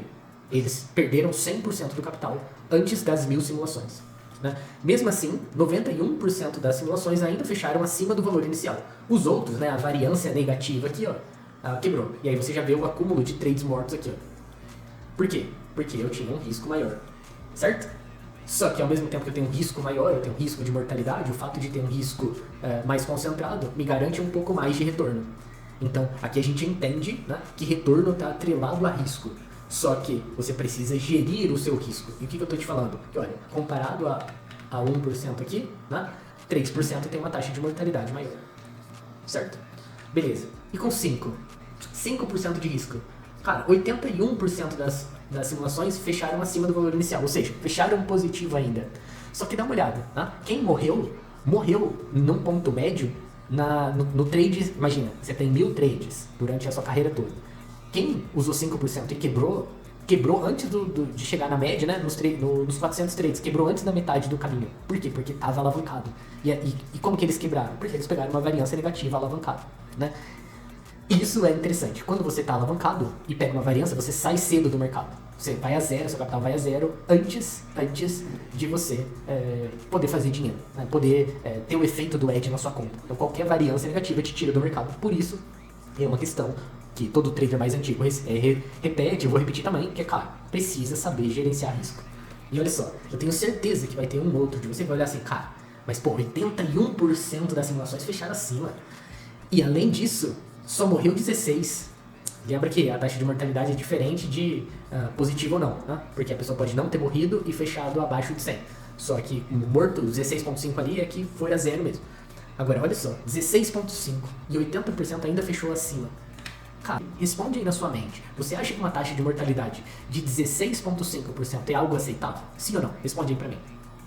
Pra quem respondeu que sim, que olha pra cá e fala, pô, dá pra fazer mais dinheiro. Se você for ver a distribuição média, acho que eu vou mostrar. Cara, o resultado médio esperado é muito maior. Só que dá uma olhada. 16,7 é a probabilidade de morte de uma roleta russa. E cara, você joga roleta russa? Porque eu não jogo. Se você joga, meu amigo, parabéns pra você. Você é bem mais corajoso do que eu. Só que, olhando esse gráfico, você já vê claramente uma chave de trade, que é o quê? O efeito da alavancagem corrói o edge, porque aumenta a sua mortalidade, ponto. Não tem mais o que discutir sobre isso. Olha só, o ponto esperado é 213, diferente dos 50 lá do 1%, né? Então, tem um retorno. Agora, olha o acúmulo de morte. O que é mais provável usando 5% de risco? Morrer? Morrer? Ou fazer dinheiro? Cara, a probabilidade é muito maior que concentra de morrer. Qualquer variância negativa vai te tirar do mercado. E quando você olha o risco com 10%, cara, sai muito cedo do mercado. Muito cedo. Olha a taxa de mortalidade, quase 40%. Então, assim, é muito delicado isso. E precisa ter compreensão dessa lógica de risco, dessa questão de taxa de mortalidade. Porque sem entender isso profundamente, cara, você nunca vai ter coragem, nunca vai ter confiança no mercado. E você vai ver que, para as próximas etapas, isso é fundamental. Por isso que esse conhecimento aqui fundamenta a decisão, o início da jornada, né? Esse é o critério que você precisa encontrar para achar uma mentoria, achar um curso, achar um setup, validar você mesmo o seu edge e aí sim, né, enfrentar a realidade de mercado. Então, nesse caso, né, quando você desconhece o fundamento do risco, você não tem sobrevida aqui, bom, você vai morrer. Então, assim, faça o possível para compreender o fundamento do risco, o fundamento da estatística e o fundamento do seu edge. E, falando em edge, aqui está uma chave muito destacada e fundamental. Você não pode terceirizar a validação do edge. Por que não pode terceirizar? Porque toda vez que você terceirizar, você não vai desenvolver confiança, você não vai desenvolver autonomia. E quando você não tem nem confiança nem autonomia, você cai em bobeiras do tipo assim, faça 1000 por dia. Cara, e não é só um, não, é vários, faz 100 por dia, 1000 em 1 minuto, nananã. Cara, bobeira. Cara, o que você tem que saber quando você vê uma merda dessa? Cara, qual que é o edge? Qual que é a base de dados de validação? Validou em 50 trades? Medíocre, entende? Se você não sabe qual que é o edge, não sabe qual foi a lógica de validação, não sabe especialmente se é reproduzível, cara, quantas vezes aparece aquela operação por dia, entende? Não importa o resultado individual. E outra coisa importante, qual que é o nível da alavancagem para fazer R$1.000 por dia? Porque se for 5% do seu capital, irmão, você já viu o que acontece. Então, já tá na hora, né, da gente como comunidade de traders brasileiro parar de ser trouxa, parar de cair numas bobeiras desse nível. É baixo, entende? O que você precisa saber para tomar uma decisão de mercado? Vamos lá, vou repetir, porque isso é importante. Qual que é o edge, qual que é a base de dados de validação, porque uma coisa com 50 trades e nada é a mesma coisa. É reproduzível, e como que é reproduzível? É objetivamente reproduzível? Porque se não é, putz, ainda mais na fase inicial, você tem um problema aqui. E especialmente qual que é o nível de alavancagem. Então, cara, é isso, não tem como. Já foi, todo mundo já foi trouxa, tá tudo bem, cara, vamos perdoar, a gente se perdoa e tal, só que agora você sabe, e a partir do momento que você sabe, cara, você já não tá mais inconsciente do processo. Então quando vir um cara que você vê no YouTube ou no Instagram, uma pessoa falando assim, olha só, fiz 20 mil nessa operação, aprenda como. Cara, você imagina uma pessoa jogando um cara e coroa, aí deu o cara que ela ganha lá 1.1, sei lá dela, e ela fala, nossa, olha só, eu sou muito cara imbecil, eu olho só um macaco, um chimpanzé balançando, entende? Foda-se quantos que você fez, irmão, foda-se. Entende? Qual que é o edge? Cadê, cara? Cara, me mostra o edge, me mostra a validação dessa técnica. Isso importa para tomar decisão. O tanto de dinheiro que você fez depende muito da alavancagem, entende? Depende muito da sua conta e é insignificante pro edge. Então, cara, se você cai nessa, puta, perdão, mas você tá muito longe do que é ser trade, entende? Então, quando o cara usa esse tipo de artimanha para te convencer, cara, tem duas possibilidades. Ou o cara é burro ou ele é desonesto. Você tem que saber disso. Se a pessoa sabe de mercado e ela tem um edge, ela tem uma técnica válida e ela usa, pô, olha só, fiz tantos mil reais aqui, faça 1.000 por dia e tal. Cara, duas categorias, né? Você só consegue enquadrar essas pessoas em duas categorias. Ou é burro ou é desonesto. Não tem muito o que passar pano, não. Então, só deixar esse alerta, né, de que o que é uma operação ao longo do tempo. Entende? Não é nada, é insignificante. Né? O que te importa é saber, cara, qual que é o edge e, especialmente, se existe ou não uma taxa alta de mortalidade. É isso que te importa. Né? Então, quando você tem esse nível de profundidade, você fica confiante no seu edge, você sabe que você tem um edge. E quando você sabe disso, você consegue manter a sua decisão de seguir a jornada com aquela linguagem, com aquele setup, com aquele método. E no momento em que você tem um edge, né, você começa a enfrentar a realidade. Né? E a realidade é a próxima etapa aí da jornada do trader. Cara, enfrentar a realidade é muito interessante porque você precisa de um edge. Então, os fundamentos até aqui você precisa ter para conseguir viver a realidade de mercado. Né? Sem ter um edge, sem ter decidido um edge, puta, você nunca vai fugir. Né? Sem ter decidido, sem ter garantia de um edge, você nunca vai conseguir vivenciar a realidade. Porque você vai ficar fugindo de volta a uma decisão, exploração e tal. A realidade de mercado aí, de novo, né, na imagem, você tem o que é humano, né? E um espelho, que representa você mesmo, você claramente identifica esse outro dentro de você. Esse impulsivo, que perde a disciplina. Cara, a realidade de mercado deixa isso muito evidente. Não tem como ignorar, não tem como pensar outra coisa. Você vai, obrigatoriamente, enfrentar a si mesmo. Né? E é só nessa realidade, só depois de ter um edge, que você vai ter capacidade de vivenciar a realidade do mercado. Então, você tem um edge. Para ter um edge, você tem que ter um backtest robusto. Então, cara, você tem que ter alguma coisa maior do que esses 500 trades. Qualquer coisa menos de 500 trades é medíocre. É a pessoa que não tomou a decisão ainda de trabalhar no mercado, de fazer dinheiro, entende? Na comunidade é normal, tem backtest, acho que a gente faz muito bem esse serviço lá dentro, né, de orientar quanto a isso, de acompanhar, de fornecer algumas facilidades para preencher o backtest. Mas é comum a pessoa falar assim, cara, fiz um mês, tá bom? Ah, já tem 100 trades, tá bom? Cara, que porra de tá bom, irmão? Você vai fazer isso o resto da vida, entende? Você vai fazer isso o resto da vida, é seu trabalho, é a fonte principal de receita. E, cara, você consegue ganhar muita grana aqui. Sério que você vai fazer 100 e vai fazer algum serviço com uma mentalidade, tipo assim, já acabou? Já posso parar? Cara, não pode parar. Você vai... E, cara, quanto maior a sua base de dados de validação, maior a sua compreensão do método, maior o seu domínio do seu edge, né? Maior a confiança com que você conclui que tem um edge. Porque você tem essa capacidade, essa mentalidade de acabou, cara, não tem acabou, entende? Essa é a sua vida, essa é a sua realidade de mercado, você precisa fundamentar um edge. No futuro você vai ter 1, 2, 3 edges trabalhando sinergicamente, mas agora você precisa de um só, é a coisa mais simples do mundo, só que você precisa ter confiança nele. Como você consegue confiança? Em volume. Estatisticamente, toda confiança é baseada em volume. Então, você precisa abrir mão da própria mediocridade e começar a trabalhar no mercado de verdade. Então, assim, não faz porque você... Né, não é uma tarefa de escola, você não tem que acabar. Você só tem que fazer uma coisa que é suficiente. E, Sofia, eu tô te falando o que é suficiente. Qualquer coisa menor do que 500 trades é insuficiente. No mínimo, talvez exploratório, né? Suficiente para você ter confiança, 500 mais. Né? Isso é bom de pontuar, bom deixar claro. Não? Outras características, não trocou de setup nos últimos 6 meses, né? Tranquilo.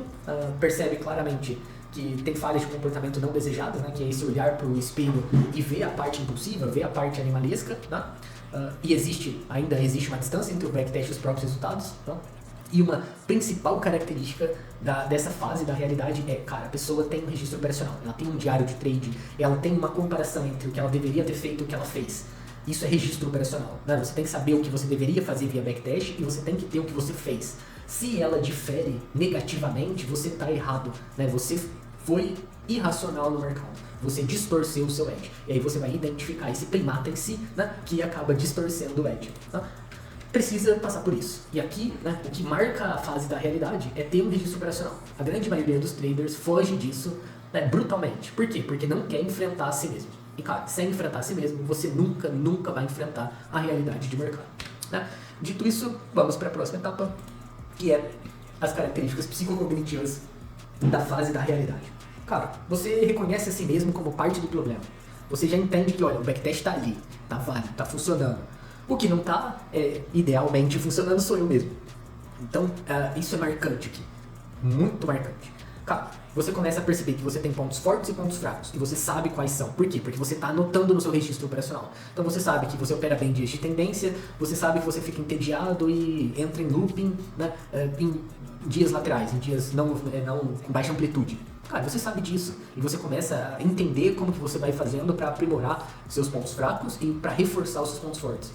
Você tem consciência, você consegue olhar para si e para a sociedade e falar, cara, o humano tem baixo controle racional, baixíssimo, e você vê isso em você mesmo, né? Tem horas que, cara, você vai fazer coisa e fala, putz, por que eu fiz isso? Vai rir de si mesmo, só que no mercado, o gasto energético, né? O foco tá em se manter dentro do controle racional do seu edge, né? Quando você vê o outro e reconhece que você falha em se manter racional, né? Você começa a ter essa consciência, né? Então você começa a criar mecanismos de controle externo para controlar-se. Então você anota no diário, você cria uma regra para dias laterais, porque é o seu ponto fraco, por exemplo. Né? Você vai criando objetos, por exemplo, né, eu sempre brinco da moeda, cara, vira um lado, né? Coloca lá, fala, pô, a moeda te lembra que, cara, o dia tá lateral, pô, nesse tipo de dia você tem gatilho, cara, lembra aí e tal. Cara, isso ajuda a manter o controle racional, né? Nessa fase da realidade, você já tem um edge, então você já perdeu a ilusão do santo grau, você sabe que um trader vai ter prejuízo, você sabe que o loss faz parte do processo, você sabe que a única coisa que importa, né, nesse processo é manter o edge e manter-se capaz de executar o seu edge. Isso é, você começa uma jornada interna que não é fácil, cara, é extremamente árduo, porque você vai ter que mudar, e mudar é muito difícil, cara, e a gente, eu particularmente recomendo acompanhamento profissional, né? Pelo menos nesse início, quando você começa a enfrentar a dificuldade do mercado e começa a ver esse outro eu que é impulsivo, que te desliga a sua racionalidade, né, que te causa de fúria e tal, é muito difícil de enfrentar isso sozinho, né? Vale a pena ter um acompanhamento terapêutico. E esse ponto do treino marca um início muito interessante, que é o processo de aprimoramento do eu. Você passa de pensar só no mercado, só na técnica em si, você passa a se entender como fator fundamental do seu processo de trading. Então você começa a ter um autocuidado, né, em como aprimorar-se ao longo do tempo. Dito isso, a gente vai para o fundamento 5, que é a psicologia e performance. Cara, o ser humano não tem um sentido da vida travado em pedra. Entende? Não é igual uma árvore, ela só pode ser árvore, e ainda assim vai um humano lá e distorce o significado dela. O humano, ele é livre, ele é condenado a ser livre. Por quê? Porque é você mesmo que tem que dar o sentido da sua vida, né? Você mesmo tem que falar, pô, eu vivo por isso, eu vivo por aquilo. Você precisa se responsabilizar. E quando você pensa em alta performance, meu amigo, isso é fundamental. Por quê? Tudo que é necessário para alta performance, ele é contra a média, contra a mediocridade. A média, o normal, o que todo mundo faz, normalmente é contra a alta performance. Entende? Porque a alta performance está longe da média. Então você tem que fazer esse movimento de se afastar do todo mundo, sabe? Do se afastar do, todo mundo faz assim, cara, foda-se o que todo mundo faz. Eu vou fazer porque é isso que eu vou fazer e boa, entende? Eu vou fazer porque é quem eu sou, tem uma razão para isso. E aqui está uma próxima chave de trading. Você precisa ter uma razão para pagar o preço pela sua performance. A justificativa, cara, cada um vai ter que construir a sua, né? É pela família, é pelo dinheiro, é pela luxúria, é pela viagem, é pela... Cara, não importa. Tem que ter alguma coisa que faça sentido pra você. Por quê? Porque a performance cobra um preço. E você precisa ter muito claro a sua razão para pagar esse preço. Porque se você não tiver essa razão, toda vez que você tiver o baque de enfrentar a realidade, cara, você vai voltar pro processo exploratório. Porque lá no processo exploratório era permitido alucinar. Era permitido meter o louco. Tipo assim, você vai clicar, fazer um trade e você tá imaginando na viagem, e na Lamborghini, e os caralho... Cara, lá é permitido. Entende? Lá no processo de explorar, você faz um trade, você faz um backtest e fala, cara, vou ficar rico e tal. A realidade, ela é um pouquinho mais crua do que isso, entende? A realidade, ela é um pouquinho mais dolorosa, inclusive. Então, se você não tem uma razão para pagar o preço, a realidade vai te empurrar pro looping da exploração de novo. Cara, é fase 1 do trade. Essas 3 fases, a exploratória, a decisão e a realidade, é o looping inicial, cara. É a primeira tríade a ser vencida. E é muito comum trader não conseguir sair, enfrentar a fase da realidade. Mas muito comum mesmo. Por quê? Porque é difícil, cara. Difícil você olhar pra você mesmo e falar, porra, irmão, você é o problema. Eu vou ter que resolver a mim mesmo pra fazer dinheiro aqui, né? é muito mais fácil culpar o outro, é muito mais fácil procurar uma outra técnica, é muito mais fácil começar de novo. E cara, esse looping é tão grave, ele é tão problemático que ele se camufla de várias formas, né? Por exemplo, às vezes o cara fica fissurado em backtest, fica fissurado em otimização de backtest, o cara estuda um filtro e aí estuda outro, mas operar que é bom não faz, registro operacional que é bom não faz, dinheiro que é bom não faz, entende? Por quê? Porque ele tá fugindo de enfrentar a si mesmo. E cara, de novo, a recomendação de acompanhamento psicológico aqui, ela é fundamental por conta disso. E tem que ser um terapeuta que conheça o seu contexto de performance, saiba disso, porque, cara, enfrentar a realidade é difícil e a grande maioria fica voltando no looping, né? Toda vez que precisa olhar pra si mesmo, cara. É difícil isso daqui, mas, cara, precisa ser dito. Se você não tem coragem e nem tem uma razão para ter coragem e enfrentar a realidade, meu irmão, você não pode ser trader, entende? Você precisa ter a audácia de olhar pra si mesmo, né? E conseguir gerenciar. É audácia, no início tem que ser audácia, porque é um processo bem doloroso. Quem tem um pouco mais de domínio de terapia aí vai conseguir fazer. E cara, tem trader que não tem esse nível de consciência, só que ele tem condicionamento, que é a próxima etapa. Então assim, mesmo que ele não tenha consciência, profundidade, ele achou um jeito de condicionar esse outro eu para fazer dinheiro. Então assim, são níveis e níveis de consciência, mas você precisa controlar esse outro eu para ele conseguir implementar o edge, sem ficar fugindo da realidade, fugindo do desconforto do real. Sobre mentoria nesse looping, cara, assim, se a pessoa volta pro processo exploratório, se ela não decidiu pagar o preço ainda, uma mentoria em grupo prende o cara nesse looping. Porque toda vez que ele vai enfrentar a realidade, vai aparecer algum espírito do porco que vai postar uma operação ganhada fora da técnica. Fora do método, fora do edge dele, cara, aquilo aprofunda a dor da cabeça dele. Ele fala, porra, eu devia operar aquela outra técnica lá. E aí ele foge da realidade de novo. E, cara, foge de novo. Mentoria aberta é uma puta armadilha nesse processo, né? Vários grupos, e seguindo várias coisas ao mesmo tempo, cara, armadilha pra caramba. Onde que vale uma mentoria aqui, né? Talvez seja delicado, mas seria uma mentoria de pegar pela mão. Eu falo, cara, você tá fugindo, vamos fazer aqui, vamos fechar uma mentoria e você vai fazer só essa técnica. E mesmo assim, cara, mesmo aqui, o Elite me forneceu bastante experiência quanto a isso por conta, né, do processo de mentoria mais individualizado, né? Quando a pessoa tem dificuldade de aceitar a realidade, você tem que estar em cima, você tem que ter algumas conversas incisivas, no sentido de, não, você está fugindo de olhar para sua técnica, você está fugindo de executar, você está justificando para si mesmo umas bobeiras do tipo, não, é só para ficar mais fácil, é para ficar, tipo assim, para eu não operar sobre comprados para vendida, e já coloca outra coisa na tela, cara. Fuga. Então assim, esse tipo de mentoria vale, mas se você tá nessa fase, nesse loop, com dificuldade de enfrentar o real, e vai começar uma mentoria que é um curso e um grupo aberto, cara, o que isso vai agregar na sua vida? Nada, você vai ter só um outro recurso para entrar em looping, você entende? Um outro recurso para fugir da realidade. Não é esse o caminho, né? Para sair desse looping aqui, você precisa de um auxílio para enfrentar a realidade. E o próximo looping, né, é quando a pessoa tem a decisão e fica com dificuldade de enfrentar a realidade e aí fica na dúvida da própria decisão. E aí toma a decisão com outra coisa. Entende? Ela faz vários backtests, ela faz vários compromissos com ela mesma e ela não consegue seguir nenhum. Por quê? Porque ela não consegue enfrentar a realidade, né? Então, nesse processo, cara, eu acredito muito de que no enfrentamento da realidade, uma mentoria individual faça a diferença. Mas tem que ser uma coisa, nessa fase aqui, muito ortodoxa, no sentido de tipo, objetividade total. Cara, você vai fazer essa técnica, com essa descrição, você vai escolher a técnica, você vai ficar aqui 6 meses fazendo o registro operacional dessa técnica, eu vou te acompanhar todo dia.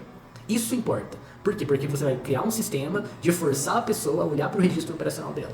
Entende? Isso vai forçar a estrutura, a forçar a jornada do trader, é ele olhar para onde que tá a lacuna. Ele olhar para o espelho. Porque, cara, olhar para o espelho e ver outra pessoa é assustador, cara. É natural, não se sinta mal por fugir, entende? Não deve se sentir mal por fugir, né?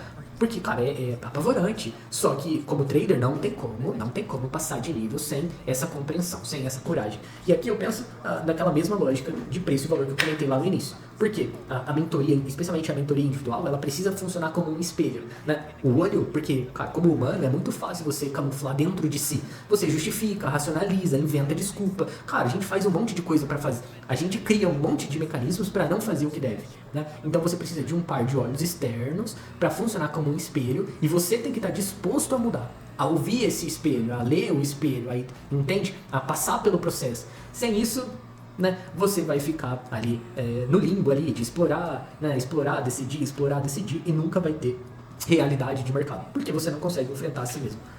Então Então, no momento em que você olha no espelho, você conhece a si mesmo. E isso, cara, isso aqui é fundamental para você conseguir resolver as próprias questões que te impedem de performar no mercado. Porque, de novo, o setup não é o problema, né? Cara, só de cabeça tem uns 50 setups que funcionam, né? Só dentro da comunidade a gente tem um balaio deles.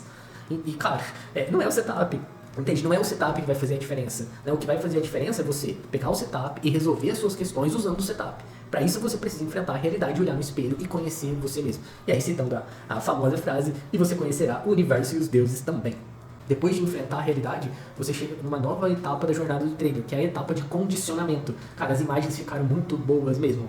Que é quando você faz as pazes com esse outro eu instintivo do espelho. E olha, você vê o simbolismo. Eu, humano, tô de roupa, humanizado, dentro de um ambiente real. E o outro, né, o instintivo, né, ele tá no espelho, ele tá despido, ele tá visivelmente animalesco. Né, só que a gente tá em paz. Né? Eu fiz as pazes comigo mesmo. Eu consigo agir da forma que eu espero que eu defini que eu vou agir. Né? Isso é fazer as pazes com esse eu instintivo. Então você tem pelo menos 90 dias positivos usando a estratégia, o que é muito maneiro, porque dentro da comunidade o Tony manda a placa, né, quando você faz 90 dias positivos, como um símbolo do condicionamento. E isso é muito maneiro, né? Acho que no meu Twitter tem, no meu Instagram tem a placa, né? Depois eu até coloco uma foto aqui, né, que ela me lembra desse condicionamento. Obviamente eu já ganhei, quando eu ganhei eu já tinha, né, condicionamento, né, eu já entrei tranquilo, mas mesmo assim, né, fazendo a jornada eu quis ancorar a placa nessa fase, porque ela simboliza, né, esse primeiro avanço, esse primeiro ganho, esse primeiro marco no mercado. Tá? Então além dos 90 dias positivos, você não trocou de edge nos últimos 6 meses, então você está consistente com a sua técnica, você já possui regras pessoais que te ajudam a performar, então você sabe que em dia de tendência você opera assim, você sabe que em dias laterais você tem pontos fracos e deve operar dessa forma. Né? Com essas regras externas, você faz as pazes consigo mesmo, com esse outro eu. Tá?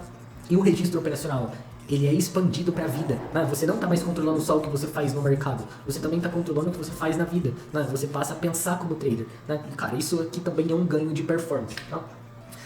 Pensando nas características psicocognitivas, você consegue distinguir o eu do outro, a gente já conversou, você tem as regras externas que mantêm o comportamento desejado, ou seja, te ajudam a manter o edge, o trading passa a ser uma atividade racional, você já não tem mais distúrbios emocionais ali durante as operações, ainda precisa de mecanismos de controle externo, né, são obrigatoriamente, senão você se perde, né, e você tem a batalha, né, você vence a batalha de reconhecer e gerenciar, fazer uma amizade com esse eu instintivo, e você, extrapolando o registro operacional para além do mercado, você vê essa questão do aprimoramento contínuo como mais que obrigatório, né? Passa a ser uma parte integrante ali da sua vida. E, cara, o condicionamento é o primeiro marco, né? Eu acho que a placa mostra muito isso, porque mostra que o trader ganhou consistência. E, cara, aqui tá uma chave de mercado. Quem tem consistência é o trader, não é o método. É o trader que ganha consistência. E o que é consistência? É repetição da mesma coisa. Isso é uma dos significados de consistência, é a repetição do mesmo fenômeno, da mesma coisa, do mesmo comportamento. Quem tem consistência é o trader, não o retorno. O retorno é efeito da consistência do trader. E para ter consistência, você precisa ter condicionamento, não? E, cara, usando o livro, né, dos Magos do Mercado, tem essa frase que é muito boa e evidencia muito a ideia da mentoria, né? Mostra muito como eu acredito na mentoria. Se eu tentar te ensinar a operar da mesma forma que eu faço, você vai fracassar. Sabe por quê? Porque eu não sou você. Se você ficar do meu lado, se, por exemplo, eu tenho uma mentoria, né? Se eu te ensinar, você vai ver o que eu faço, você vai adotar hábitos válidos, porque eu tenho hábitos válidos, né? Todo trader profissional tem hábitos válidos, mas você vai querer fazer muita coisa de outro jeito. Só que, olha só, primeiro você aprende, reproduz, depois você muda. Essa é a lógica. E aqui que a grande maioria do processo educacional de trading no Brasil falha. Por quê? O trader, que é o professor, ele é limitado, né, de conhecimento, ele não consegue expandir o que ele faz para outras perspectivas. Esse é um primeiro ponto. Então, ou a pessoa faz exatamente igual ele, ou ele não sabe gerenciar. Porque ele não tem domínio pleno do que é o mercado. Né? Então, ou é exatamente igual ele, ou não funciona. Pô, aqui você já viu, o dogmatismo é uma marca muito clássica disso. Agora, o que é válido? No primeiro início, ali, processo exploratório, processo de decisão, até o enfrentamento da realidade, vale a pena você seguir um processo objetivo estruturado externo. Depois da realidade, ali no condicionamento, não funciona da mesma forma que é pra mim, porque as minhas lacunas de execução não são as mesmas que as suas. Então, as regras que funcionam pra mim não vai funcionar pra você. Por isso que você precisa enfrentar a realidade, pra conseguir ver e construir condicionamento, que é essas coisas do seu jeito, entende? Você incorpora o conhecimento, incorpora hábitos válidos, mas o condicionamento precisa ser para você, individualizado. E de novo, cara, se você tá no grupo de trades achando que você vai aprender vendo outras pessoas operando, você está redondamente enganado. Você vai aprender a operar, você vai se profissionalizar no momento que você tem capacidade de olhar para suas lacunas e condicionar-se, fazer as coisas do seu jeito. Do seu jeito dentro do quê? Dentro de um edge validado. Isso nunca vai mudar, né? Dentro de um edge validado, você vai incorporar hábitos positivos e vai fazer as coisas do seu jeito. Então, o fundamento 6 é você ter uma metaconsciência. O que é uma metaconsciência? É uma consciência que estar consciente de si mesmo. Né? Você consegue pensar você mesmo. Né? Dentro da metaconsciência, você tem que ter algum nível de representação de como o seu cérebro funciona, de como sua mente funciona. Tem várias formas de representar isso, algumas bem mais complexas do que essa, mas essa é suficiente porque a gente precisa saber. Né? Esse é o cérebro trino de McDill, que vai dividir o cérebro em 3 partes. Né? A reptiliana, que vai estar situada na base ali, e é responsável por ações instintivas. O mamífero, que é o intermediário e é responsável, atrelado, né, ao emocional. E o neocórtex, que é mais recente, né, já é uma atividade superior humana, que está ligado às decisões racionais, ao pensamento efetivamente. Então, cara, por que você precisa saber disso? Porque é daqui que sai o tilt. É daqui que sai o tilt mental. Porque toda vez que você tem uma carga emocional muito alta, a base total, né, tanto o reptiliano quanto o mamífero, bloqueia todo o funcionamento do neocórtex. Nesse momento é o outro, aquele outro do espelho, que está guiando as suas ações. E é por isso que você precisa ter uma metaconsciência. Você conseguir, com a sua própria consciência, avaliar: eu estou fazendo uma atividade racional, sim ou não? O que eu estou fazendo aqui está dentro do meu plano, sim ou não? Entende que isso está dentro de condicionamento. Você precisa saber disso para se condicionar. Não. Então, para saber disso, ter uma introdução de psicologia ajuda demais. Né? Pensando aqui nas tópicas de Freud, vamos entrar um pouco mais na questão psicológica em si. Né? Freud trouxe dois estudos, né? A primeira tópica e a segunda tópica, que divide, né, faz mapeamento, não mais do cérebro no sentido de estrutura, mas da mente no sentido de funcionalidade. Né? Então, na primeira tópica, ele vai dividir a mente em inconsciente, pré-consciente e consciente. Né? E numa segunda tópica, ele vai trazer a ideia de id, ego e superego. Né? Então, na primeira tópica, ele vai trazer o inconsciente como aquela a localidade em que ficam as memórias traumáticas, tabus, coisas que qualquer item mental que a consciência não consiga lidar, né, ela vai suprimir, né, delegar ao inconsciente, ou seja, não é acessível pela consciência. Né? Então, o pré-consciente vai funcionar como uma barreira ou um filtro entre o inconsciente e o consciente, e você tem o consciente, que é necessariamente ali a parte de si mesma que se percebe, né, a mente propriamente dita.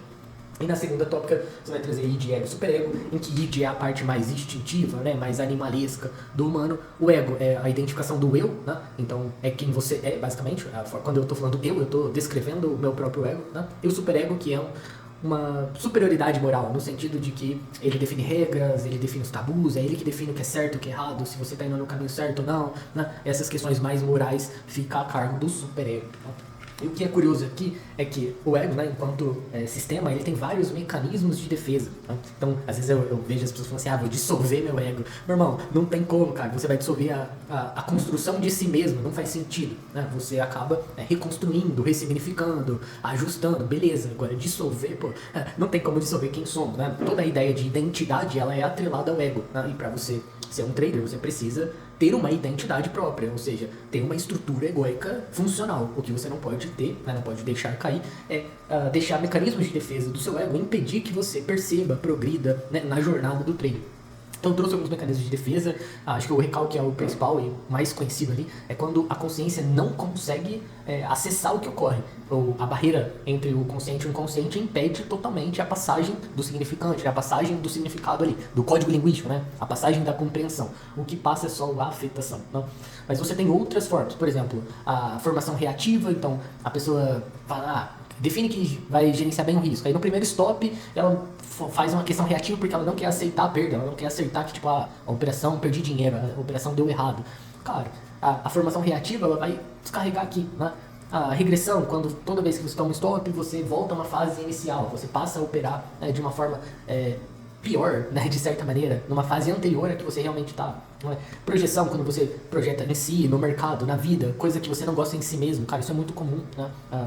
Coisa que a gente não gosta na gente mesmo, a gente acaba criticando terceiros, projetando no mercado, né? Tem outros tipos de projeção também, né? Projetar no mercado a realização pessoal, por exemplo, né? A realização de fetiches ali, puta, é um tipo de projeção que impede que que o eu se aproxima de si mesmo, né, se identifique. Aí a racionalização, né, que é comum também no mercado, quando você sai do operacional, quando você, em vez de enfrentar a realidade, vai lá para o exploratório, quando você muda de setup, quando você inclui outro indicador no setup, você racionaliza, fala, não, é para ficar mais fácil de ver, porque eu me sinto melhor assim. Cara, construção racional de mecanismos de defesa egóica. Né? Além desse, cara, tem outros montes, vale a pena dar uma olhada, porque cada pessoa vai ser uma pessoa, né? Em cada caso, né, recorre a algum tipo de mecanismo de defesa, né? Comunicação, isolamento, enfim, né? Você tem vários outros tipos de mecanismos de defesa. Pensando aqui no recalque, né, qual que é a lógica? Aqui eu tenho o inconsciente, a barreira do recalque, né, que é a barreira do pré-consciente, e a consciência ali dentro do tempo cronológico. Né? O que é recalque original é o trauma original. Por exemplo, às vezes a pessoa tem trauma de errar, trauma de se sentir falho, porque ela já foi humilhada no passado, porque a criação dela, sei lá, não reforçava o erro, o aprendizado. Né? Ela tem uma associação muito ruim com errar. Né? Então, quando você tem uma representação na vida, uma situação que é muito próxima do recalcamento, né, do recalque original, por exemplo, você, sei lá, foi humilhado por ter errado uma resposta na escola, você se sentiu assim de alguma forma. Toda vez que você tomar um stop, você associa, de certa forma, o mesmo erro lá atrás. Então, imagina o que é por que eu coloquei esse exemplo? Porque a carga do stop, ela é essa carga. Ela é a carga do erro, do fracasso, da falha e tal. Quando você é um trader ruim, você pensa dessa forma, porque você acha que um trader bom nunca vai errar, que um trader bom nunca vai falhar, que nunca vai tomar um stop. Então você tem uma ilusão na sua mente que associa o seu stop a um fracasso como pessoa, a uma humilhação passada, uma parada da sua mente. Então a reação ao stop é sempre brutalmente desproporcional. E aí o que acontece? Vem o sentimento, né? Vem a mesma associação do recalque, o inconsciente faz uma pulsão, a barreira do recalque não deixa passar a lembrança da humilhação original, né? Só que passa a afetação. Então você tomou um stop, a associação foi feita, você não está consciente dessa associação, mas você sente o sintoma. E o que é o sintoma? É a palpitação, é a reação, sabe, o movimento reativo ao stop, a tristeza, os perneios, o choro, cara, são afetações, você sente no corpo, né? Então, até quando o Freud foi perguntado se o recalque pode ser observável, ele falou, olha, o recalque não, o sintoma sim. Então, a afetação no corpo é sentida, né? E o trader normalmente cai num distúrbio a partir dessa afetação. Né? E qual que é a solução? Você fortalecer a mente o suficiente, você ter coragem o suficiente, você olhar para o seu registro o suficiente para você ter conhecimento sobre isso. Então, no momento em que você tem conhecimento sobre isso, você permite que a informação como um todo passe e você vai tratar ela como um conhecimento sobre si mesmo. Né? Você vai minimizando os efeitos do recalque baseado em conhecimento. Ah, Fred, mas isso é muito complexo. Cara, eu não consigo ver outra forma de formar um trader profissional, um trader de elite, sem essa base de conhecimento, sem esse escopo de desenvolvimento. Porque a pessoa que foge dessa transformação, ela está querendo uma máquina de fazer dinheiro, ela quer clicar e ganhar, clicar e ganhar, clicar e ganhar. Isso não é mercado. O mercado não é uma mãe, né? O mercado é um trabalho e um ambiente extremamente competitivo. Então você precisa ter sim domínio de si mesmo, né? Para poder competir com o outro trader de uma instituição que está ali no mercado com o mesmo interesse que o seu, quer fazer dinheiro. Então vocês estão competindo sim, né? Se está competindo, você precisa ter algum nível de superioridade para vencer. Cara, esse tipo de conhecimento, esse tipo de profundidade que vai te dar uma vantagem na alta performance. Porque todo mundo que está aqui no mercado é bem preparado. Se você vem com... Cara, vai um setup e meia hora de leitura, pô, você tá competindo com os caras, irmão, que estão financiados por banco, entende? Que, putz, fundo com um time de pesquisador procurando edge, né, buscando distorções de mercado. Então, assim, tem que vir com um pouco mais de sangue, né? E entender que, cara, tem dois caminhos. Você tem o eu animal e você tem o eu superior, o super-homem de Nietzsche. E você é essa coisa que anda no meio. Então, assim, é uma questão delicada, mas isso tá aí dentro, né? É necessário fazer uma caminhada, né? E essa caminhada é o desenvolvimento do ego, né? O desenvolvimento de si mesmo. E o ego tem algumas fases, né? Isso é bem interessante de entender. Por quê? Primeiro que a gente é bem complexo do ponto de vista da definição, né? Então, esses modelos psicológicos, ele traz uma ideia de diagnóstico, mas o caminho precisa ser feito dentro de você mesmo e individual. Então você não vai achar um livro que fala exatamente sobre o que você está passando, né? Você vai ter que achar um modelo e pensar por si mesmo a ponto de corrigir, ou contar com a ajuda de alguém profissional, alguém que faz esse processo, né? Os estados do eu, né? Pode ser os estados parentais, que você tem pensamentos, comportamentos e sentimentos copiados dos seus pais ou das figuras que cuidaram de você no início, né? Então, ou você reproduz exatamente ou o oposto, né? Mas é normalmente a reprodução ou igual ou oposta do comportamento dos pais. O segundo, que é o que a gente busca como objetivo, é o estado egóico adulto, que é você tem o pensamento, o sentimento, que é diretamente relacionado com você e com a realidade. Você não tem mais influências externas, né? Lembra, a gente já está na fase de condicionamento, a gente já não tem mais tanta influência externa. Então desenvolver um estado adulto de si mesmo é fundamental. Né? E um outro estado de ego é o estado infantil, né, em que os pensamentos, os sentimentos e o comportamento é uma reprodução da infância. Então você tem uma heurística mental, né, uma forma de se comportar igual você fez na infância, por algum motivo seu cérebro internalizou isso aí e você fica reproduzindo isso. Então, tanto o ego parental quanto o infantil, ele é profundamente prejudicial ao trade. Tá? É necessário ter um estado egóico desenvolvido a ponto de não ter influências nem de imagens parentais e nem de reproduções de heurísticas infantis dentro do mercado. É preciso saber racionalizar e decidir de acordo com as informações que o mercado te dá. Isso não é tão simples. Por quê? Porque você é vários. Essa frase do Nietzsche é muito boa. Tem multidões em mim. Então, na mesa da minha alma sentam-se muitos e eu sou todos eles. E aqui você precisa ou fortalecer um núcleo de eu, que vai dominar, digamos assim, essa multidão, ou você vai ter que fazer um alinhamento entre eles para poder performar com essa multiplicidade de ser dentro de si. Esse é um processo complexo e não tem como trivializar, ignorar, subestimar, simplificar, não tem como. Você vai precisar passar por você mesmo, que é o processo de individuação, né? Que é você ir tirando esses falsos invólucros, né, de si mesmo, tirando essas ideias talvez equivocadas de si mesmo, para poder ter, né, uma ideia mais precisa, mais realista do que você quer ser, do que você é, do que você está se tornando, sem os efeitos, né, de sugestivos de imagens primordiais como os pais ou a infância, enfim. Né, esse processo de individuação é o que vai permitir, né, o avanço e o condicionamento, né, a saída da realidade para o condicionamento, ele é um looping positivo. Por quê? Você vai estar sempre presente aqui. Né? Você pode, por exemplo, condicionar como você vai lidar com o stop. Esse é um primeiro condicionamento. Você alcança esse condicionamento. Só que no momento a vida vai te trazer outra realidade, você vai ter que construir outro condicionamento. Por exemplo, logo que eu fui ficar full-time trader, minha esposa teve câncer. Claro, eu tive que achar outro nível de condicionamento. Era um problema de realidade que eu nunca tinha vivenciado anteriormente. Então eu precisei voltar para o processo de realidade, o mesmo sistema, né, registro operacional, controle, né, avaliação, identificação de qual que era a influência e de como resolver. Né? E a resolução disso, né, é fazer as pazes com o princípio que está causando o distúrbio na realidade. Então você cria o condicionamento. E aqui eu acho que é o principal ponto onde uma mentoria individual ganha algum nível de precisão. Tipo, o Elite, cara, impressionante o pessoal do Elite em 3 meses, 4 meses ali de mentoria individualizada, cara, a grande maioria chegou na fase de realidade e condicionamento. A grande maioria. Por quê? Porque tem um processo, porque tem um olhar do outro sobre ele.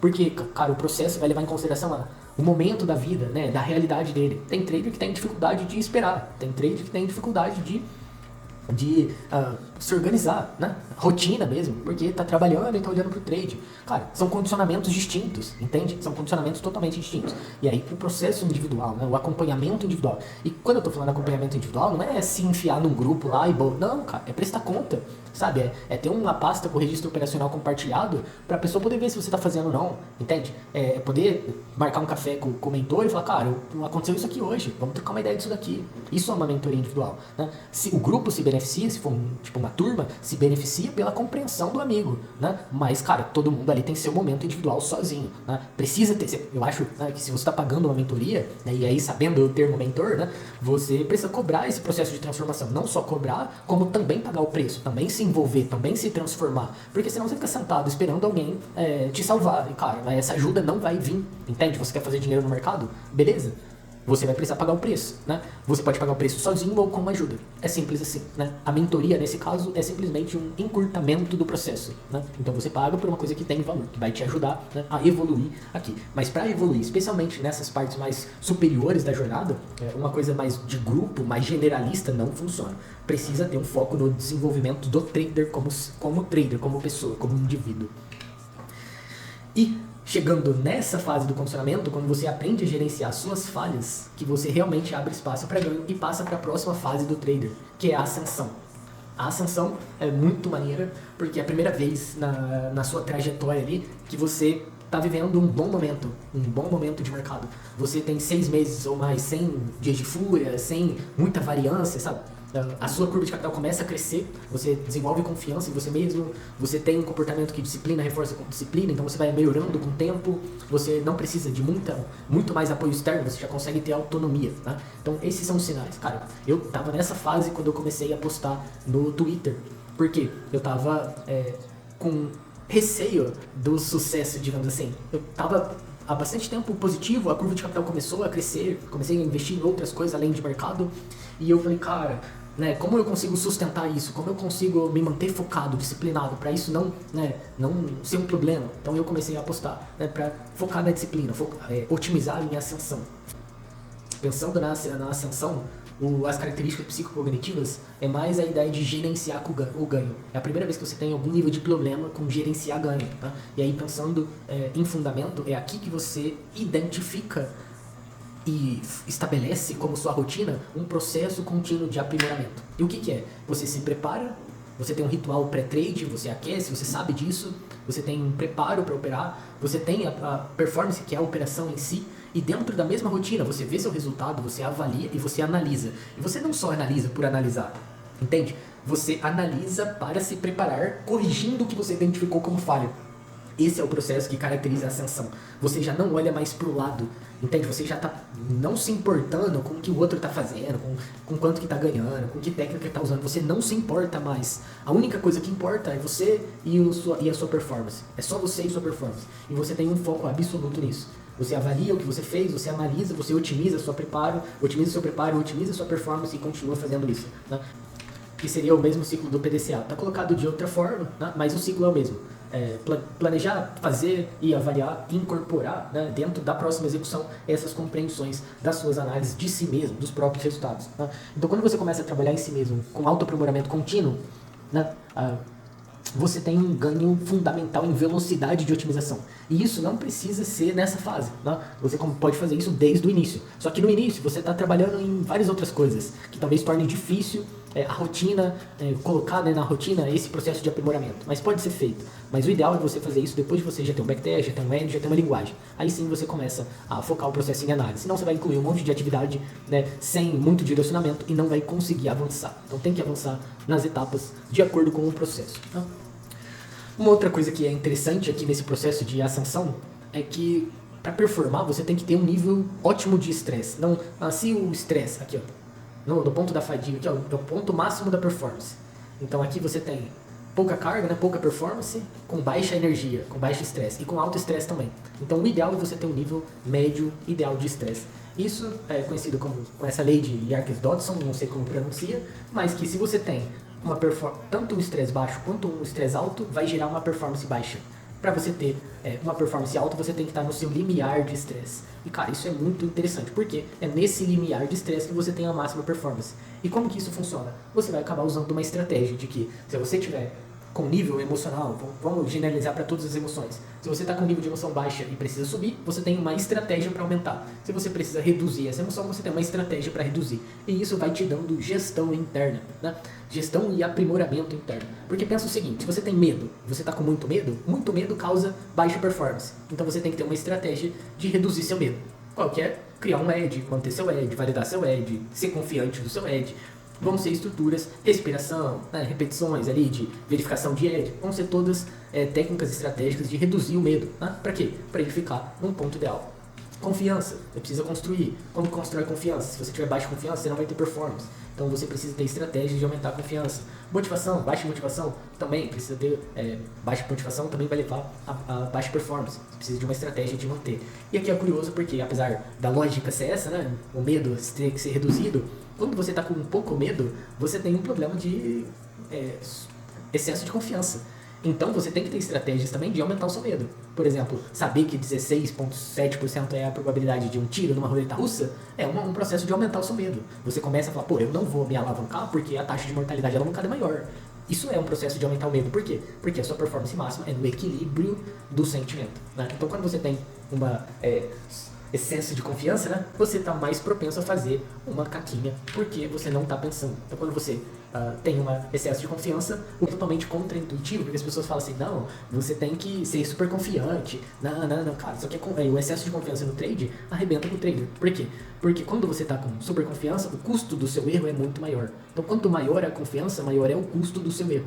Então, precisa aprender a gerenciar não só o excesso, quanto a falta de medo, confiança e motivação. Acho que esses são os três principais ciclos ali que oscilam e precisam de ajuste. Motivação, medo baixo vai te levar a super confiança, medo alto vai te levar a travamento no trade. Confiança baixa vai te levar a medo e receio no trade, confiança alta vai te levar a alavancagem e a quebrar no trade. Motivação baixa vai gerar preguiça e baixa atividade de trabalho, você não vai fazer sua diligência, não vai fazer seu pré-trading, você não vai fazer nada do que você deve, e excesso de motivação fica pimpolho, sabe? Fica, não, vai inventar moda. Então todas as três emoções são ruins, tanto no excesso quanto na falta. Precisa aprender a gerenciar e ter estratégias pessoais para controlar isso. E aqui tem uma coisa interessante, a ascensão do trader marca um momento em que ele vai ter um tilt diferente do inicial. Por exemplo, quando eu iniciei, meu tilt era medo, era stop. Eu estopava, eu perdia a noção, né? E entrava no loop, meus dias de fúria foram após sequências de perdas e tal. Na ascensão, quando eu realmente comecei a fazer dinheiro, eu tive um tilt oposto, que era, cara, eu tô fazendo muito dinheiro. E eu descobri que tem um tilt da confiança, um tilt pelo positivo. E você vai ter um dia de fúria, vai tomar uma ré gigantesca por uma coisa oposta do seu tilt lá no início, do seu principal obstáculo. Então, se o seu principal obstáculo lá no início foi confiança, que você é corajosão e tal, e clica, aqui na ascensão você vai ter um problema diferente. Você vai ter um drawdown e não vai conseguir gerenciar. Por quê? Porque você nunca gerenciou esse tilt na vida. Então, você só aprende a gerenciar depois. E, cara, a ascensão marca normalmente um tilt oposto. Né? E até no livro você vai ver que vários traders na ascensão, na confiança, tomaram a ré e foi a ré que ajustou a rota, né? Dessa forma. Então, é normal você esperar um tilt oposto aqui na fase da ascensão, né? Na fase da construção efetiva de capital. Né? Então, quando você aprende a lidar com os extremos, você tem domínio, tanto sobre si quanto o mundo. E aí você tem a fase do domínio, né? Que eu acho que é onde eu me enquadro hoje. Né? São 2 anos positivos, então eu tenho algum sucesso de condicionamento, eu consigo implementar 2 ou mais estratégias em simultâneo, tenho autonomia intelectual e financeira, autogestão psicoemocional minimamente eficiente, e o principal sinal que marca o domínio é sucesso como empresário. Né? Tanto você quanto as pessoas à sua volta começam a se identificar como um empresário. Você entende de empreendimento, você entende de finanças, você é tido, né, no seu grupo social como alguém minimamente de sucesso ali. Então, dentro do domínio, né, esses 2 anos positivos vai acabar trazendo isso aí para vocês. Né? Então, é fácil de identificar quem tem domínio de mercado. É simples, né? Ele consegue ter essas características. A imagem também é bem ilustrativa, porque é a primeira vez que aparece a imagem do velho, né, que é a sabedoria. E diferente de das outras imagens, o eu primitivo, o eu primata, ele já não é mais delegado à condição de animal. Ele é integrado ao seu processo, à sua mesa de trading. Ele tá lá e ele tá tradando também. Ele auxilia no processo, cara. Essa fase é muito maneira, só que ela só chega depois da ascensão, depois de você tiltar pelos 2 extremos, ou por perder bastante ou por ganhar bastante. Né? E aí você começa nesse processo de ascensão a desenvolver a sabedoria que vai aparecer na figura do velho.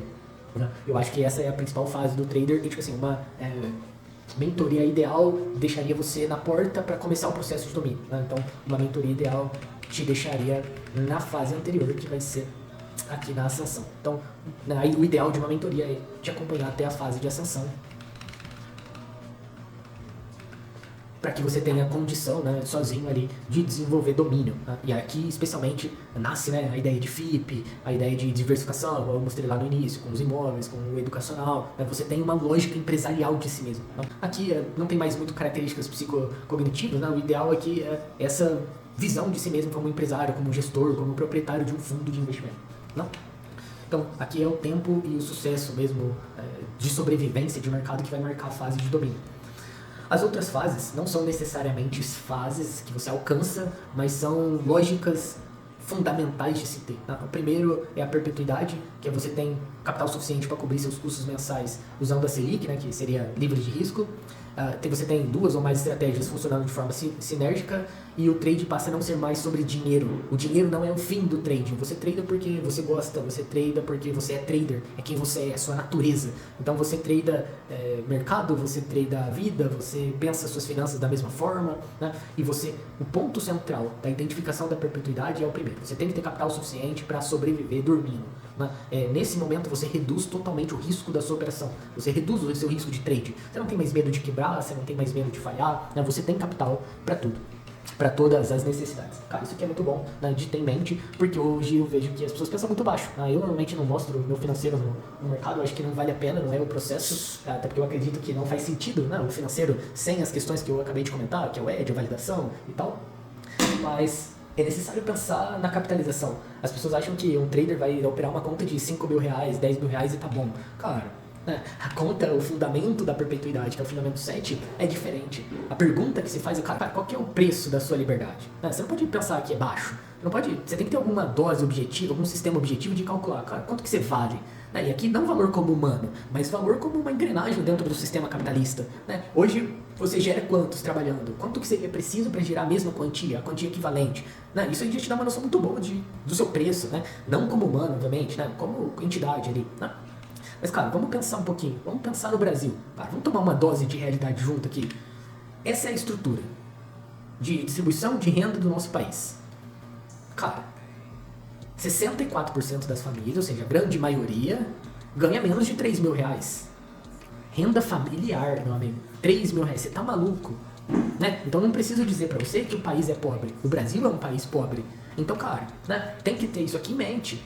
Se você for estender, por exemplo, cara, 80% da população vive com menos de 5 mil por mês. Cara, é muito desigual a realidade brasileira. Então, se for pensar em classes, 80% da população é classe C e D. CD, 20% da população é classe AB. E você consegue isso com 5 mil, cara. 5 mil você já está dentro de uma classificação maior. Se você for pegar isso daqui, ó, eu até fiz a conta. Você coloca 5 mil, você está dentro dos 10% mais ricos da população. 5 mil de renda só.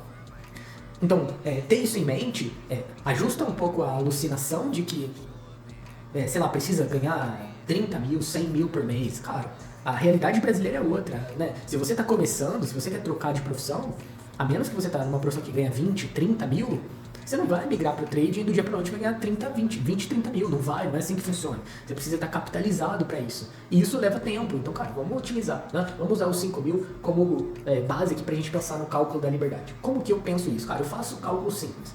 Qual que é a renda-alvo? Aí eu coloco vezes 14, porque é 12 meses, aí um extra, tipo final de ano ali, e imposto. Então dá vezes 14 meses por ano. E eu divido esse valor pela Selic. É simples assim, eu mantenho meu foco baseado nisso. E aí ao invés de ser pela família, eu faço a renda-alvo per capita, que vai ser assim, se eu, por cabeça. Então eu e minha esposa seria 10 mil vezes 14. Como é uma pessoa só, 5 mil vezes 14, dividido pela Selic hoje. Então daria 70 mil no ano. E o capital da liberdade, o que uma pessoa hoje vale para o sistema capitalista, gerando 5 mil de renda por mês, é 570 mil. Cara, é um patrimônio trivial de alcançar. Trivial. Às vezes a pessoa fala assim, não, Fred, mas a gente está falando de um país pobre. Você não pode falar que 500 mil é trivial. Cara, 500 mil é trivial. Por quê? Porque você tem o tempo para conseguir esse 15 mil. Mas se você não... esses 500 mil. Porque você tem o tempo para conseguir esses 500 mil. Só que você nunca vai conseguir esses 500 mil se o seu foco for 10 mil, cara. Se você quiser operar uma conta de 10 mil, para com essa porra. Entende? Tem que pensar no foco. E qual que é o foco? Liberdade. Liberdade. Entende? Saber que eu dormindo, operando, não operando, doente, não doente, viajando, cuidando da família, você tem condição de gerar renda no mercado. Precisa estar capitalizado. E isso aqui, quando você tem liberdade, quando você alcança a perpetuidade, você vai ver seu trade melhorando absolutamente, mas brutalmente. Por quê? Porque não tem mais risco. Todo aquele sistema de sobrevivência, de medo que é vinculado na sua mente, ele é desligado no momento em que você passa da liberdade. Só que eu tô te falando que, cara, 500 mil hoje é trivial, entende? Você precisa ter 500 mil por pessoa na sua família, no mínimo de patrimônio líquido. Então, no momento em que você pensa como um empresário e tem um objetivo de longo prazo, o caminho fica reto, o caminho fica simples. Não é pra dar uma aula de gestão financeira aqui, mas, cara, pensa nisso. Que objetivo você tem? Qual que é a fundamentação lógica do seu objetivo? A minha é a liberdade. Então, assim, mínimo do mínimo de uma conta de um trader que está no processo de perpetuidade é esse valor. De um trader solteiro. Se a família cresce, precisa crescer isso daqui também. Isso é o mínimo, entende? Eu penso assim. Agora, Fred, não é a realidade brasileira. Cara, não é a realidade brasileira porque a pessoa não está querendo isso. É uma questão de foco mesmo. É uma questão de saber onde quer chegar, o mínimo que se quer chegar e traçar o caminho até lá. Então, beleza. E aqui tem uma questão interessante, que tem a Selic na fórmula. Então, se a Selic aumenta, o meu capital de liberdade diminui. Olha só. E se a Selic reduz, o meu capital aumenta. Como que eu penso isso? Olha, se existe uma redução da Selic, se o custo do dinheiro está mais barato, eu estou valendo mais. E se eu estou valendo mais, as pessoas pagam mais pra mim, né? As pessoas investem mais, a economia tá rodando dinheiro, por quê? Porque a pessoa, no geral, tá valendo mais. Então, a empresa cobre salário, a pessoa passa a ganhar mais, a economia passa a rodar. Quando a Selic sobe, a pessoa passa a valer menos. Passa a valer menos. Então, quando a pessoa passa a valer menos, o que acontece com a economia? A economia tem uma redução. Então, eu uso o cálculo da liberdade como parâmetro de gestão da minha conta, que é o mínimo que, cara, se em algum momento da minha vida abaixar abaixo do que é o capital da liberdade, eu vou ficar desesperado para alcançá-lo. E quando que isso acontece? Normalmente, quando a Selic reduz. E aí sim é minha hora de ser agressivo. No momento em que a Selic tá alta e eu tô com capital suficiente para cobrir meu custo, cara, eu tô aqui no paraíso. Eu tô dentro do meu capital de liberdade. Então eu acabo usando as oscilações do meu capital de liberdade como um parâmetro da economia, né? Vinculado à Selic, obviamente. Então assim, penso assim, é uma estrutura que eu acho que eu falo muito pouco sobre isso, mas essa é uma lógica de ter um foco, de onde eu quero chegar, para onde eu tô indo e especialmente como me organizar na economia. Por exemplo, a média é o 10, mas tem uma faixa aqui superior e tem uma faixa inferior. Como eu posso pensar nisso? Se eu usar a lógica da Selic como viabilidade econômica, eu tenho uma região de risk-on, então aqui eu vou empreender, aqui eu vou financiar, aqui eu vou fazer expansão, né, da minha estrutura de capital, e aqui eu vou manter o que eu já faço, né? Vou ter um pouco mais de renda fixa, vou colocar um pouco mais de títulos de inflação a longo prazo, pré-fixado, né? E vou saber que eu vou ter que limitar, o que o mercado de ação aqui vai ter um nível de pressão negativa, pressão baixista. Então, o mesmo cálculo que orienta o mínimo de capital per capita no meu fundo, também me orienta como me comportar com a economia. Então, esse é um bom parâmetro de perpetuidade. E aí você vai ver que se eu faço a taxa de juros e viabilidade econômica, eu tenho a mesma coisa. Quanto maior a taxa de juros, menor a viabilidade econômica indicativa. Então, eu tenho uma região de alto investimento, né, de que vale a pena financiar, expandir, tomar dívida, e eu tenho uma região em que vale a pena rentabilizar e me norteio por isso. A próxima etapa é a performance, né? E olha aqui, que interessante de novo na imagem, a performance está associada à Fórmula 1, que é, cara, a entrega total, né? Tipo assim, cara, você tá ali, você tá acelerando a 300 por hora e, cara, você precisa estar presente, você precisa focar. O que eu acho que precisa ter para performance? Você tem que ter perpetuidade. Olha aqui as engrenagens da perpetuidade no braço como símbolo, né? E tanto o homem, o velho, sabe, quanto o primata, tá no macacão. Né? E aí cada lado tem um anterior e tem um futurista, que é isso, você está unindo passado e futuro e você tem a sabedoria, né, e o domínio em si mesmo, né? Cara, é isso. Na performance, para mim, você só tem performance de mercado depois que você tem capital suficiente para perpetuidade. Sem perpetuidade, não acredito que exista performance no mercado, exista só ascensão, né?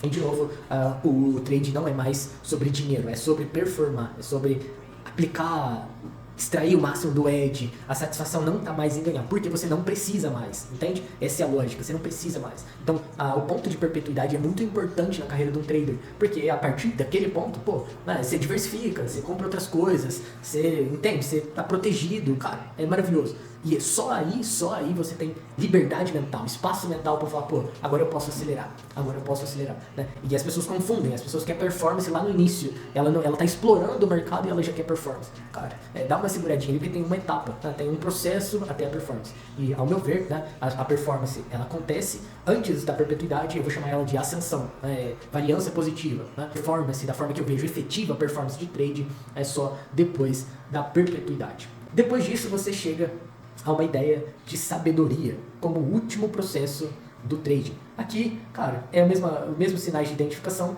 a única coisa é que você passa a ser não mais nada externo, você passa a incorporar o velho sábio. Então você tem domínio, né, sobre o passado e sobre o conhecimento de mercado. A partir desse ponto da sabedoria, você já consegue refletir a performance, você consegue construir um argumento sobre o que é performance, como viver performance, como tocar, como seguir. Cara, você tem isso desenhado na sua mente, tá? Isso aí é fundamental, né? Como etapa última, eu até deixei o desenho do objetivo aqui. Cara, eu tô muito longe disso, né? Meu objetivo aqui na etapa de performance é entrar no Campeonato Mundial de Futuros. Ainda acho que vai levar mais uns 2 aninhos, mas estou me preparando para isso, e aí após isso talvez, né, eu consiga me aceitar como livre das correntes, né, deixei o simbolismo aqui, livre das correntes, livre de qualquer amarra e livre para ser quem você é mesmo no mercado, né? E se quiser usar, eu até brinquei com a imagem ali, né, que eu usei um senhor usando um Grimório, uma caneta tinteira, porque o meu diário, deixa eu mostrar para vocês aqui, meu diário principal ele é um Grimório também, que é um livro feito sobre encomenda e eu escrevo de caneta tinteiro nele. Por quê? Porque eu posso, é divertido. E eu acho que traz um pouco da ideia que eu estou apresentando ali na sabedoria. Eu gosto, me faz feliz e eu posso, então eu faço. E é divertido porque eu me divirto anotando as coisas sobre trade, estudando sobre a minha própria jornada, né, no objetivo, sabendo de que a sabedoria no trade é meu caminho final. Não? Então vamos lá, depois da sabedoria já não tem mais o que fazer. Né? Então esse é o caminho que eu vejo, né, como jornada do trader. Então aqui eu vou simplificar o mapa para a gente finalizar. Né? Eu acho que o primeiro ciclo do trader é sair da exploração e enfrentar a realidade. Então ele tem que explorar, achar uma linguagem, ele decidir baseado nos fundamentos que a gente apresentou, né? Ter um edge e tal, gestão de risco, ele precisa decidir e com essa decisão ele precisa enfrentar a realidade. Quais são as barreiras? Né? A pessoa não consegue enfrentar a realidade e fica ciclando aqui entre explorar e decidir e não consegue sair. Cara, vai perder anos aqui enquanto não tiver capacidade mental e nem apoio, né, para enfrentar a realidade. E uma outra looping comum também é a pessoa tem a dor da realidade e volta a mudar a decisão dela. E aí tem outro ciclo de realidade, volta a mudar a decisão dela. E fica nesse looping eternamente. Então, assim, o primeiro ciclo, sair da exploração e conseguir ferramentas para enfrentar a realidade. O segundo ciclo é pegar a realidade, identificar suas falhas, conseguir um condicionamento para alcançar a ascensão. Cara, isso aqui pra mim é onde uma mentoria funciona. Né? Você precisa fazer essa jornada dentro da mentoria, procurar fazer. Tanto procurar uma mentoria que forneça essa estrutura, quanto você mesmo saber a estrutura para poder pagar o preço, para poder avançar. Porque, claro, aqui nessa primeira fase, a mentoria pode fornecer as informações. Mas essa segunda fase aqui, ó, só o trader pode andar sozinho. Entende? Não adianta, ninguém vai andar por você. Você tem que decidir andar. Então eu acho que essa é a segunda fase. E essa segunda fase marca o fim da aprendizagem. Né? Então quando você faz dinheiro, né, tem um processo de ascensão, você ganha ali, né, um sistema de aprendizagem. Você zerou a aprendizagem. A partir daqui, você ganha domínio e perpetuidade, que é o terceiro ciclo do trader. Depois de fazer dinheiro, você desenvolve, né, a estrutura de capital que vai te permitir alcançar a perpetuidade. E depois da perpetuidade, você alcança, no quarto ciclo, né, performance e sabedoria. Cara, acho que é dessa forma que eu vejo as etapas do trader. Né? Primeiro ciclo da exploração à realidade, o segundo da realidade até a ascensão de capital, e o terceiro da ascensão de capital até conseguir chegar na perpetuidade, e após a perpetuidade, o ciclo de performance e sabedoria. Os fundamentos da jornada. Trade é uma linguagem, a gente viu lá no início, você precisa ter um edge validado, né? Precisa saber o que é um edge, precisa ter experiência vivida com um edge, né? E você precisa operar um sistema com um edge. Dentro desse edge, você tem que entender profundamente o que é sorte e o que é variância e o que é oscilações normais do seu edge. Sem isso, você vai cair naquelas armadilhas mentais de trocar de estratégia toda vez que você tiver uma variância negativa e ficar super confiante, achar que é o bichão toda vez que tem uma variância positiva. Então, precisa entender o fundamento, né, da variância dentro de um sistema estatístico. Compreendendo o edge e a variância, você consegue entender gestão de risco e a gente viu claramente que a alavancagem é um processo que corrói o edge. Então, gerir risco é você estruturar o seu risco de uma forma em que seja impossível a mortalidade.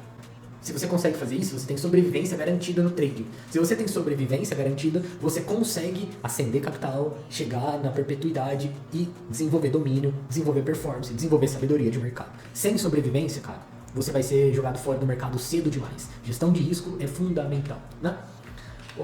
5, psicologia e performance. Você tem que entender minimamente sobre si mesmo, do preço a ser pago, o que é performance, que você não vai ser a norma, que, cara, o medíocre não é performático. Não tem como uma pessoa medíocre ter alta performance. Não existe isso na vida. É a mesma coisa, eu vou dar um exemplo muito simples. É a mesma coisa de pegar um passo a passo de como nadar. O passo a passo, faz o movimento tal, descreve anatomicamente o movimento. Beleza, isso é o check-up, o checklist do setup. Aí você vai pegar o quê? O Joãozinho da esquina e vai colocar do lado o Michael Phelps. Os dois estão fazendo o mesmo movimento. Mas, cara, quem tem mais performance? Quem é transformado o suficiente para performar? O Joãozinho da esquina ou o Michael Phelps, que tá pagando o preço a vida toda? Entende? Essa é a lógica da psicologia e performance. Só que para fazer o que ele faz, cara, depois dá Google, na dieta do cara, na dieta e no treino. Cara, vê lá se você tem disciplina pra fazer aquilo. Não tem, cara, não tem. Por quê? Porque ele tem uma razão pra fazer aquilo. E talvez a razão dele não sirva nem pra mim, nem pra você, e nem pro Joãozinho da esquina. Então, entender o fundamento de que você precisa de uma razão pra pagar o preço da performance é fundamental pra você conseguir alcançar, né, desempenho no mercado. E a metaconsciência, além de conseguir a razão, né, para performar, você tem que conseguir essa habilidade de autoanálise, né, de estar presente a ponto de saber se você está fazendo o que deveria ou não, né, e reconhecer quando não. Isso é fundamental. E metaconsciência é tipo um músculo. Você não vai aprender um segredo, ouvir sobre isso aqui e vai, cara, puta, aprendi, agora eu sei. Cara, é um exercício diário, é um exercício contínuo e precisa ser desenvolvido ao longo do tempo. Não acho que um trader consiga passar de fase sem desenvolver metaconsciência. E o fundamento 7, que é o processo de aprimoramento, que é a capacidade de planejar, fazer, avaliar o que foi feito, construir um novo planejamento para incorporar na análise e fazer tudo de novo. Fazer, avaliar. É o ciclo do processo de aprimoramento pessoal. Isso é necessário, né? E o último fundamento é o fundamento da perpetuidade como um objetivo principal do trader, né? Se você não tem perpetuidade ou não tem isso no seu horizonte, você sempre vai estar correndo atrás do rabo, com medo, sempre acuado, sempre, né, até o prazer ali do mercado. Então, cara, ter o fundamento da perpetuidade como um objetivo de longo prazo é fundamental ali na jornada. Galerinha, agora a última pergunta que fica e a nossa aposta? Será que eu ganhei ou será que eu perdi? Hein? Valeu o tempo? Valeu os 10 mil proposto? Comenta aí embaixo pra gente avaliar se eu ganhei ou não, como que foi, né? Por quê? Porque a gente tem dois tipos de pessoas, né? As palavras de pessoas de palavra ou não, né? E como trader, vocês vão ver que desenvolver a habilidade de realmente honrar com as palavras, honrar com os seus próprios acordos, honrar com as suas decisões, honrar consigo mesmo é fundamental. Então vamos começar por aqui no exercício e de novo eu te pergunto, qual time você é? Tá? Quero saber se eu venci ou não. Valeu o seu tempo? Muito obrigado por assistir até aqui. Essa eu realmente ganhei, né? Obviamente eu patrocinei eu mesmo, né? Mas eu quis fazer essa brincadeira dos 10 mil porque foi um modo de me motivar a fazer isso de uma forma bem feita e uma forma de compartilhar efetivamente, né, o que eu aprendi no mercado até aqui. Galerinha, acho que é isso, né? Desejo a todos um feliz ano novo. Já é 10 horas aqui do dia 31, pô, vai dar umas 2 horas de vídeo mesmo, depois das edições. E eu vou tentar fazer isso, o quanto antes. Por quê? Porque eu simplesmente quero estar mais bem preparado que meus competidores. Então, amanhã, dia 1º, vai estar todo mundo começando a olhar, planejar como vai ser o ano. Meu planejamento já está tudo pronto, porque tem com a comunidade que eu estava fazendo isso desde o dia 6. Revisei todos os meus diários, sistematizei o mapa da jornada, compartilhei com vocês. Cara, então, com tudo para ser um ano sinistro. Vamos ver aí o que a gente consegue desenvolver. Espero que esse vídeo tenha ajudado e espero de verdade que eu tenha perdido a aposta. Feliz 2025, galera. Um abraço.